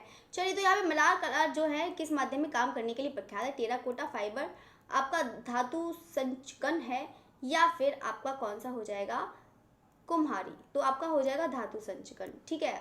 ये कलाकार है, ये मूर्तिकार से संबंधित है, बाकी ये ढलाई से संबंधित है, ठीक है। चलिए, तो बात करते हैं 115 यहाँ पर। चलिए, तो 115 आपका बहुत बड़ा ही हो गया है। चलिए, नवीनतम अनुसंधानों के अनुसार सबसे पहले चित्र निर्माण में तेल के प्रयोग के प्रमाण कहाँ से प्राप्त हुए या मिले। हॉलैंड, अजंता गुफाएं, बमियान की गुफाएं, या फिर अल्तामीरा। तो इसका राइट आंसर हो जाएगा बमियान की गुफाओं में मिले हैं, यानी कि अफगानिस्तान, ठीक है। कहाँ, अफगानिस्तान। चलिए, तो नेक्स्ट क्वेश्चन की तरफ बढ़ते हैं। हमारा किससे संबंधित है क्वेश्चन, ढलाई। तो यहाँ पर आपको बताना है, ढलाई के लिए धातु के परिष्करण के लिए निम्नलिखित में से किसका प्रयोग किया जाता है। टिन, बोरेक्स, मरकरी, या फिर सल्फर। तो आप लोग जानते हैं कि किससे किया जाता है, बोरेक्स। आपको जब यहाँ पर एक बार मूर्ति कला आपको पढ़ाऊंगी तो आपको बहुत अच्छे से और समझ में आएगा, ठीक है, क्योंकि आपको ऐसे समझ में नहीं आएगा। बस आप कोशिश करिए कि अगर आपने मूर्ति कला जिस स्टूडेंट ने पढ़ी है तो उसको आप आंसर दीजिए। तो यहाँ पे ढलाई के लिए धातु परिष्करण के लिए निम्नलिखित में से किसका प्रयोग किया जाता है, बोरेक्स का किया जाता है, ठीक है। चलिए, तो नेक्स्ट क्वेश्चन है आपका 117 है। यहाँ पे मिट्टी के कौन सी सामग्री शक्ति प्रदान करती है। तो सभी लोग जानते हैं कि यहाँ पर जो मतलब बालू, ग्रॉक, पत्तियाँ, या फिर हस्क, जो मिट्टी को कौन सी सामग्री, जो सामग्री है वो कौन सी सामग्री है जो उसको बहुत ज़्यादा मतलब मजबूती प्रदान करती है। तो कौन सी हो जाएगी, हस्क हो जाएगी। हस्क, हस्क मतलब वही चीज़ होती है, भूसी टाइप की वही चीज़ है, तो वही चीज़ हस्क हो जाएगी, ठीक है। चलिए, तो बात करते हैं यहाँ पे 118 है। यहाँ पे बात करते हैं, मलार कलाकार किसके लिए जाने जाते हैं। ये तो बिल्कुल अभी क्वेश्चन आया है तो सब लोग जानते हैं। तो अभी आया था धातु के लिए आया था, कुछ इसी टाइप से था। तो यहाँ पर इसका जो राइट है तो आंसर कौन सा हो जाएगा, मतलब जो मलार कलाकार किस लिए जाने जाते हैं, तो बिल्कुल आपका हो जाएगा मेटल कास्टिंग के लिए, ठीक है। किसके लिए, मेटल कास्टिंग के लिए, वही चीज़ ढलाई के लिए, ठीक है। कास्टिंग आपका ढलाई। चलिए, अब हम बात करते हैं आपका प्लास्टर की मूर्ति। हाँ, प्लास्टर की मूर्ति में प्लास्टर मोड लेते समय पृथक्कर्ता के रूप में किसका घोल प्रयोग किया जाता है। प्लास्टर की मूर्ति में प्लास्टर मोड को लेते समय पृथक्कर्ता के रूप में किस घोल का प्रयोग किया जाता है। टर्पेटाइन है, केरोसिन है, डीजल है, या फिर ग्रीस है। जो इसका राइट आंसर हो जाएगा तो बिल्कुल कौन सा हो जाएगा, आपका ग्रीस का यूज करा जाता है, ठीक है। चलिए, तो नेक्स्ट क्वेश्चन की तरफ बात करते हैं। क्वेश्चन नंबर 120 है कि टेराकोटा और सिरेमिक में से क्या सामान्य नहीं है। तो आपको बताना है कि आपका बेजिंग, थ्रोविंग, मतलब सेंटरिंग, या फिर कॉयल। तो जो आपका टेराकोटा और सिरेमिक में जो सामान्य नहीं है वो आपका कौन सा हो जाएगा, कॉयल हो जाएगा। ये आपका किससे संबंधित, जो आपका है ये टेराकोटा और सिरेमिक में सामान्य नहीं है, जो कॉयल है वो आपका इसमें सामान्य नहीं होगा। चलिए, तो हम बात करते हैं क्वेश्चन नंबर 121 है। यहाँ पे चीनी मिट्टी के बर्तन है जिसे क्या कहते हैं, यहाँ पे पोर्सिलेन की ढलाई केवल निम्नलिखित प्रक्रिया द्वारा की जाती है। यहाँ पे लॉस्ट वैक्स है, प्रेस मोल्ड है, पीस मोल्ड है, या फिर स्लिप कास्टिंग है। देखो आपके अब क्वेश्चन आ गए हैं मूर्ति कला के, जो पार्ट है वो मूर्ति कला वाला पार्ट आ गया है। तो यहाँ पर आपको बताना है कि मूर्ति कला भी आपके क्वेश्चन आते हैं, कम से कम 3 से 4 क्वेश्चन आएंगे इसके भी, तो आपको बताना है। तो यहाँ पे पोर्सिलेन है जो चीनी मिट्टी से जो है आपका, ठीक है। तो आपको बताना है इसका क्या है राइट आंसर। देखो यहाँ पे जो चीनी मिट्टी की ढलाई है उसके लिए क्या करते हैं, यहाँ पे स्लिप कास्टिंग का प्रयोग करते हैं। ठीक है, चलिए तो ये जो है टेक्निक ये वाली यूज़ करी जाती है स्लिप कास्टिंग। चलिए तो क्वेश्चन नंबर 122 की तरफ बढ़ते हैं। यहाँ पे किस द्रव से क्ले की मजबूती प्राप्त होती है, ये भी तो सबको पता होगा कि यहाँ पर रेत है, ग्रॉग है, हस्क है या फिर कपास के रेशे हैं। तो यहाँ पे कौन सा राइट आंसर हो जाएगा, तो बिल्कुल यहाँ पे ग्रॉग होता है, उससे आपकी क्या कहते हैं क्ले में मजबूती प्राप्त होती है। चलिए तो नेक्स्ट क्वेश्चन की तरफ बढ़ते हैं। यहाँ पर क्वेश्चन नंबर 123 कह रहा है कि स्थापना कला से क्या समझते हैं।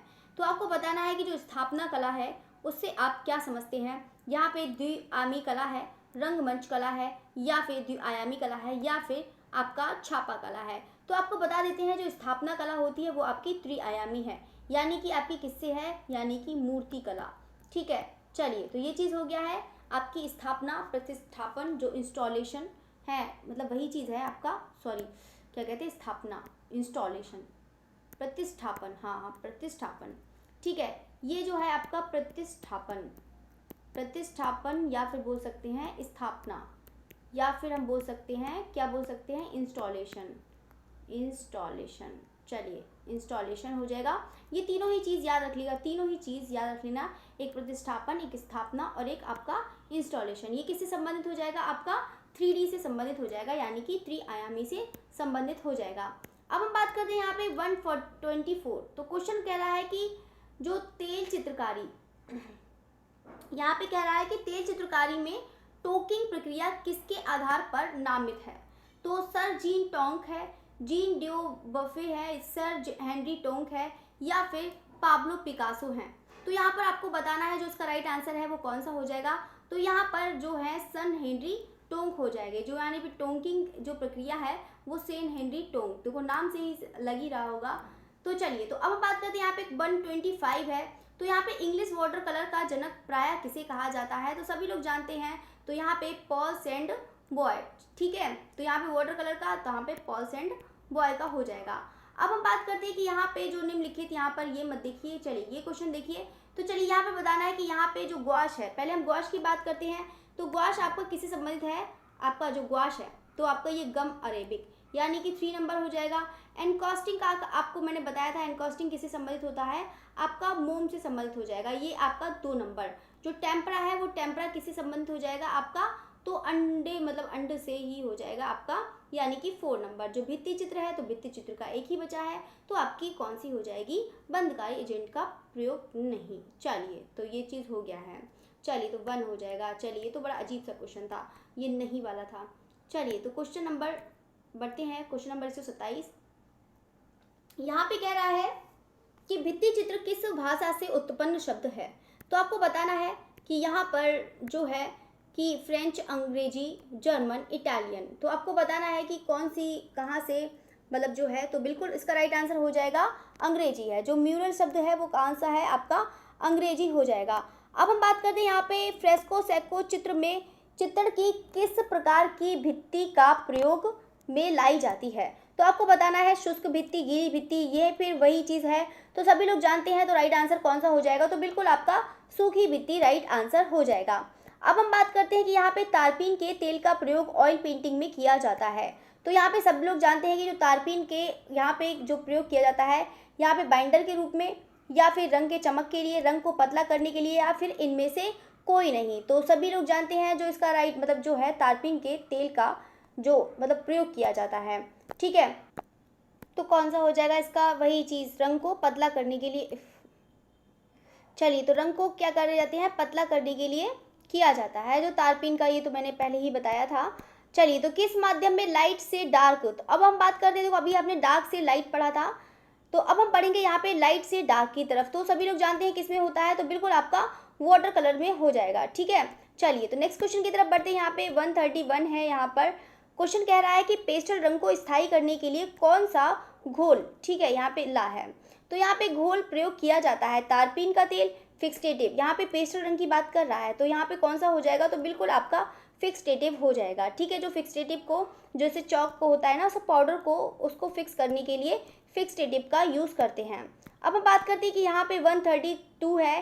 टेम्परा रंग विधि का प्रभाव होता है, पारदर्शी होता है, अपारदर्शी होता है, फिर से टेम्परा की बात करने लगा है, तो कौन सा हो जाएगा आपका यहाँ पर टेम्परा। आप लोग जानते हैं कि अपारदर्शी में आ जाता है, ठीक है। अगर हम पहले की बात देखो, पहले स्टार्टिंग में जब बनाते हैं तो ये घुलनशील होता है, ठीक है, बाद में ये अघुलनशील होता है, फिर ये मतलब जो हो जाता है मतलब अपारदर्शी में आ जाता है टेम्परा, ठीक है, तो उसको भी याद रखिएगा। अब हम बात करते हैं 133 है, पेस्टल रंगों की स्थायित्व हेतु प्रयोग किए जाने वाले सरल को किस नाम से जाना जाता है। सरल कह रही हूँ, तरल। चलिए, तो यहाँ पे बोलते बोलते भी थक गई। चलिए, तो पेस्टल रंगों को स्थायित्व हेतु प्रयोग किए जाने वालों को तरल को किस नाम से जाना जाता है। तारपीन, फिक्सेटिव स्प्रे या फिर जल। तो सभी लोग जानते हैं, तो यहाँ पर जो पेस्टल रंगों के स्थायित्व हेतु, तो बिल्कुल वही चीज़ है आपका क्वेश्चन, तो आपका फिक्सेटिव हो जाएगा। अब हम बात करते हैं यहाँ पे 134 है, यहाँ पे पारंपरिक भारतीय भित्ति चित्रों में कौन से रंग प्रयोग में आते हैं। रासायनिक, भूमि से प्राप्त या फिर जल रंग या फिर खनिज रंग।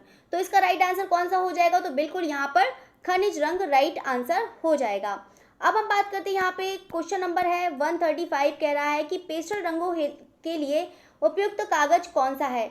चिकना सफ़ेद है, मोटा हस्त निर्मित है, भूरा खुरदरा है या फिर टेक्सचर्ड कागज है। तो सभी लोग जानते हैं कि यहाँ पे पेस्टल रंग होते हैं कि अगर कोई मान लो चौक जैसा एग्जाम्पल ले लो कि अगर आप उसको चिकने पेज पे चलाएंगे तो अच्छी नहीं चलेगी, लेकिन अगर आप उसको खुरदरे पेज पे चलाएंगे तो बहुत ही ज़्यादा अच्छी चलेगी। तो यानी कि कौन सा हो जाएगा आपका भूरा खुरदरा पेपर हो जाएगा। अब हम बात करते हैं यहाँ पर क्वेश्चन नंबर 136 है, यहाँ पे संयोजन के सिद्धांत में कौन सा तत्व नहीं है। एकता, संतुलन, सामंजस्य, अंतराल। तो आपको जो राइट आंसर बताना है वो कौन सा है आपका, तो यहाँ पर आपका हो जाएगा क्या कहते हैं कि आपका मतलब जो संयोजन के सिद्धांत में कौन सा तत्व नहीं है। तो यहाँ पर ये भी है, ये भी है, ये भी है। ये वाला क्वेश्चन कैसे आ गया यहाँ पर, ये तो टेक्निक नहीं है। चलिए, तो यहाँ पे वसली क्या है आपको बताना है। वसली वही चीज़ है, तो सभी लोग जानते हैं कि वसली कौन सा है। यहाँ पर तकनीक है, माध्यम है, कागज पर चित्रण हेतु उपयुक्त धरातल है या फिर शैली है। तो बिल्कुल यहाँ पर है, तो सभी लोग जानते हैं, तो यहाँ पर कागज पर चित्रण हेतु उपयुक्त धरातल राइट आंसर हो जाएगा। अब हम बात करते हैं यहाँ पर 138 है क्वेश्चन आपका कि यहाँ पे अक्सर अंग्रेजी जल रंग जो इंग्लिश वाटर कलर को जनक कहा जाता है, तो वही चीज़ है, तो सभी लोग जानते हैं पॉल सेंट बॉय हो जाएगा आपका, डी ऑप्शन राइट हो जाएगा। अब हम बात करते हैं यहाँ पे 139 है कि एक पूर्ण चित्र में कितने ग्राउंड होते हैं। फिर से वही चीज़ बोल रहा है, तो सभी लोग जानते हैं कितने ग्राउंड होते हैं, तो बिल्कुल यहाँ पर आपके 3 हो जाएंगे। एक आपकी लंबाई हो जाएगी, एक आपकी चौड़ाई हो जाएगी और तीसरी आपकी ऊंचाई हो जाएगी। अब हम बात करते हैं यहाँ पे क्वेश्चन नंबर 140 है, यहाँ पे बंधक प्रयुक्त किया जाता है। तो तैल चित्र यहाँ पे बंधक वही चीज़ आ गया है कि आप लोग जानते हैं बंधक है वो किस में यूज़ करा जाता है, बाटिक में यूज़ करा जाता है। चलिए, तो बंधक होता है यहाँ पर आपको बताया था। चलिए, तो यहाँ पे है जल रंगीय वॉश पेंटिंग के लिए जल में घुलनशील बार कितनी बार डुबोना चाहिए। अब ऐसा नहीं है कि इतना डुबोना चाहिए कि भीग ही जाए, तो बिल्कुल यहाँ पर आवश्यकता अनुसार डुबोना चाहिए। चलिए, तो यहाँ पर किसी को जल्दी तो नहीं हो रहा है, तो यहाँ पे बता दीजिए। बस मैं सोच रही हूँ जल्दी से आपसे क्वेश्चन हो जाए और आपके 20 क्वेश्चन खत्म हो जाए, ठीक है। बस आपके क्वेश्चन खत्म होने वाले हैं, 30 हैं, ठीक है। चलिए, तो यहाँ पे जल रंग चित्रण में पोत का प्रभाव किस कागज पर अच्छा उभरता है। चिकना, मध्यम, मोटा। तो यहाँ पर आपको बता देते हैं, बहुत सारे उसमें बुक में लिखा होगा मध्यम, लेकिन इसका जो राइट आंसर है वो आपका मोटा ही रहेगा, ठीक है। तो यहाँ पर मतलब मध्यम नहीं रहेगा, इसका जो राइट आंसर है वो कौन सा हो जाएगा आपका, मोटा राइट आंसर हो जाएगा। अब हम बात करते हैं यहाँ पे टेम्परा तकनीक में किस माध्यम का प्रयोग होता है। तो जल रंग, पेस्टल या फिर एक्रेलिक या फिर तैल रंग। जो इसका राइट आंसर हो जाएगा, तो सभी लोग जानते हैं कि जो टेम्परा तकनीक है किस माध्यम में प्रयोग किया जाता है, तो बिल्कुल आपका एक्रेलिक रंग में किया जाता है, ऑप्शन सी राइट आंसर हो जाएगा। अब हम बात करते हैं यहाँ पे 144 है, यहाँ पे इटालियन फ्रेस्को पेंटिंग की तकनीक किसके समान है। तो यहाँ पे अजंता, यहाँ पे इटालियन फ्रेस्को पेंटिंग जो बात कर रहा है वो किसके समान है, यहाँ पर अजंता म्यूरल बाग पेंटिंग या फिर पहाड़ी पेंटिंग या फिर आपकी जयपुरी फ्रेस्को। तो आपको बता दे रहे हैं जो इटालियन फ्रेस्को पेंटिंग है वो यहाँ पे कौन सी हो जाएगी, आपकी जयपुरी फ्रेस्को हो जाएगी राइट आंसर, ठीक है। चलिए, तो क्वेश्चन नंबर बात करते हैं यहाँ पे 145 की तरफ बढ़ते हैं। ये भी क्वेश्चन बहुत ज़्यादा आसान है। सामान्य पेंसिल में कौन सी सामग्री प्रयुक्त होती है, ग्रेफाइट, कार्बन, लोहा या फिर हीरा। तो सभी लोग जानते हैं कि सामान्य पेंसिल में जो सामग्री यूज होती है वो कौन सी होती है, ग्रेफाइट होता है। अब हम बात करते हैं यहाँ पे क्वेश्चन नंबर 46 कह रहा है कि ग्वास रंगों की प्रकृति कैसी होती है। अब हम यहाँ पर देखो सबकी प्रकृति देख ली, यहाँ पर एक्रेलिक की भी देखी अपारदर्शी थी, यहाँ पे टेम्परा की भी देखी अपारदर्शी थी। अब हम देखेंगे कि यहाँ पे ग्वाश की प्रकृति कैसी है, पारदर्शी है, अल्प पारदर्शी है, परावर्ती है या फिर अपारदर्शी है। तो बिल्कुल ये भी कौन सी हो जाएगी, अपारदर्शी हो जाएगी। अब हम बात करते हैं नेक्स्ट क्वेश्चन के लिए। यहाँ पर क्वेश्चन नंबर 147 कह रहा है कि यहाँ पे निम्न में से सबसे सॉफ्ट यानी कि लेड जो मुलायम नोक वाली पेंसिल है वो कौन सी है। तो सभी लोग जानते हैं कि यहाँ पे जो एस से शुरू होने वाली जो पेंसिल होती हैं वो हार्ड हो जाती हैं, और जो बी में आती हैं वो आपकी बोल्ड यानी कि आपकी मतलब ये हार्ड हो जाती हैं, आपकी H4 हार्ड हो जाएगी। ये आपकी 9 वो आपकी मतलब जो हो जाएगी मतलब बोल्ड हो जाएगी, यानी कि कौन सी हो जाएगी, 9 भी आपका राइट आंसर हो जाएगा। अब हम बात करते हैं यहाँ पे क्वेश्चन नंबर 148 है। यहाँ पे स्कम्पलिंग की बात कर रहा है कि जो स्कम्पलिंग किसे कहते हैं। तो मोटे रंग की पारदर्शिता मतलब जो पारदर्शी परत को कहते हैं, या फिर अत्यधिक चटकीला रंग को सुखाना, या फिर गाढ़ापन। तो यहाँ पे जो स्कम्पलिंग होती है वो बिल्कुल यहाँ पर ऑप्शन ए हो जाएगा। यहाँ पे मोटे रंग की पारदर्शी परत होती है। ठीक है, यहाँ पे मोटे रंग की क्या होती है, पारदर्शी परत होती है स्कम्पलिंग। अब हम बात करते हैं यहाँ पे आला प्राइमा। देखो अभी तक मैंने आपको आला प्राइमा बताया भी था।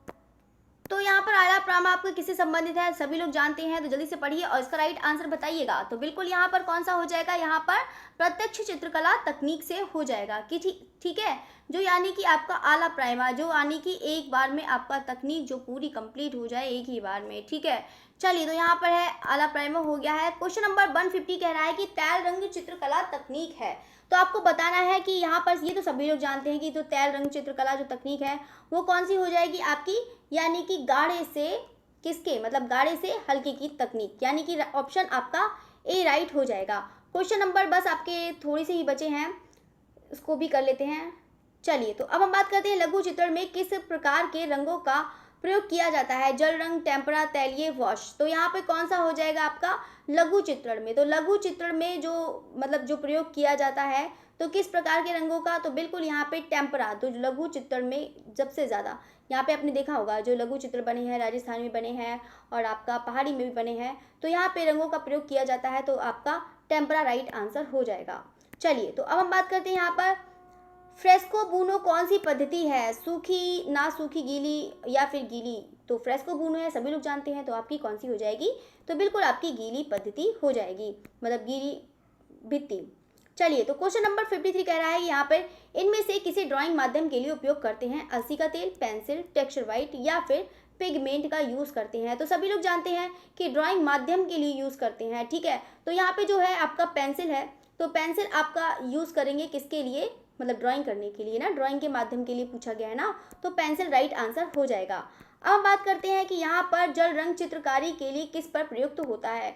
तो यहाँ पर जो है लकड़ी, हस्त निर्मित कागज, तो फिर वही चीज़ है, तो सभी लोग बता रहे हैं, वो सभी लोग को पता ही है कि यहाँ पे इसको राइट आंसर कौन सा हो जाएगा, यहाँ पे हस्त निर्मित कागज हो जाएगा। अब हम बात करते हैं यहाँ पे क्वेश्चन नंबर 155 कह रहा है कि यहाँ पे एक्रेलिक रंग की योग्यता है दूर से सूखना, वो देर से सूखना, जल्दी से सूखना, तो या फिर रंग विन्यास। तो बिल्कुल आपको मैंने बताया था कि जो एक्रेलिक रंग होते हैं वो जल्दी से सूख जाते हैं, यही इसकी जो एक्रेलिक रंग है उसकी विशेषता होती है। अब हम बात करते हैं यहाँ पे क्वेश्चन नंबर 56 कह रहा है कि यहाँ पर निम्नलिखित में से कौन सी चित्रकला हेतु प्रयुक्त नहीं होता है, handmade paper, cartridge paper, bond paper या फिर कैंट पेपर। तो यहाँ पर है निम्नलिखित में से कौन सी चित्रकला हेतु जो प्रयोग नहीं होता है, वो आपका बॉन्ड पेपर है। जो बॉन्ड पेपर है वो आपका प्रयुक्त नहीं होता है, ये आपका बॉन्ड पेपर आपका ऑफिस वर्क में यूज़ होता है। चलिए तो ये चीज़ हो गया है आपका बॉन्ड पेपर। चलिए तो अब हम बात करते हैं यहाँ पे तैल चित्रण का माध्यम कौन सा तेल है। तो आपको बताना है सरसों का तेल, अलसी का तेल, ये तो सभी लोग जानते हैं कि जो तैल चित्र का हो जाएगा, तो बिल्कुल आपका अलसी का तेल राइट आंसर हो जाएगा। अब हम बात करते हैं यहाँ पे क्वेश्चन नंबर 158। चलिए तो अब इसके अलावा बस आपके 10-12 क्वेश्चन और रह गए हैं, बस खत्म ही होने वाली है क्लास। तो चलिए हम बात करते हैं यहाँ पे वॉश तकनीक की रेखाएं भारतीय कलाओं से प्रेरित है। तो यहाँ पे मंगोलियन है, इटालियन है, ईरानियन है या फिर चीनी जापानी है। तो सभी लोग जानते हैं कि वॉश तकनीक का आपका कौन सा हो जाएगा, तो बिल्कुल आपका चीनी जापानी राइट आंसर हो जाएगा। अब बात करते हैं यहाँ पे क्वेश्चन नंबर 159 का है ओपेक। जो ओपेक है कहते हैं पारसी रंग को अपारसी या फिर पेस्टल या फिर ऑयल को कहते हैं। तो बिल्कुल जो ओपेक जो कहते हैं वो आपके अपारदर्शी रंगों को कहते हैं। ठीक है, तो चलिए तो यहाँ पे कौन सा हो जाएगा अपारदर्शी, आपका बी ऑप्शन राइट हो जाएगा। ठीक है, चलिए तो अब हम बात करते हैं यहाँ पे क्वेश्चन नंबर 160 बात करते हैं कि कोलाज क्या है। तो सभी लोग जानते हैं कि कोलाज क्या होता है कि अखबार का संयोजन, टुकड़ों का संयोजन, अभिलेख का संयोजन। तो यहाँ पे बिल्कुल यहाँ पर किसका हो जाएगा, टुकड़ों का संयोजन राइट आंसर हो जाएगा। अब हम बात करते हैं यहाँ पे 161 कह रहा है कि यहाँ पे बिना तुलिका की सहायता से कौन सा रंग प्रयोग में किया जाता है, टेम्परा, चल रंग या फिर तैल रंग या फिर पेस्टल। तो यहाँ पर कौन सा राइट आंसर हो जाएगा, मतलब जो बिना तुलिका की सहायता से, तो बिना तुलिका की सहायता से तो पेस्टल ही रंग किया जाता है। इसमें हमें कोई भी ब्रश की जरूरत नहीं पड़ती है, ठीक है। तुलिका मतलब आपका ब्रश हो जाएगा, ठीक है। चलिए तो नेक्स्ट क्वेश्चन की तरफ बढ़ते हैं। यहाँ पे 162 कह रहा है कि चारकोल क्या है। तो आपको बताना है कि चारकोल क्या है। तो सभी लोग जानते हैं पेंसिल है, लोहा है, कोयला है या फिर चलिए तो यहाँ पे जो है पेंसिल है नहीं है, लोहा है ये भी नहीं है, कोयला है ये भी नहीं है, वो कह रही हूँ कोयला भी नहीं। चलिए तो पेंसिल आपका नहीं है, लोहा भी नहीं हो जाएगा, कोलतार की बत्ती तो बिल्कुल भी नहीं है, तो ये आपका कोयला हो जाएगा, ठीक है। जो चारकोल बना होता है वही चीज़ होता है जो लकड़ी को जला के बनाया जाता है, वही चीज़ होती है आपकी चारकोल स्टिक भी होती है। अब तो चारकोल स्टिक भी आती है, तो यहाँ पर आप देख सकते हैं वही चीज़। पहले तो लोग चारकोल के लिए के जगह लकड़ी के लिए बनाते, प्रागैतिहासिक काल में खाना बनाते थे और वहीं से उसी कोयले का यूज़ भी कर लेते थे ड्राइंग करने के लिए।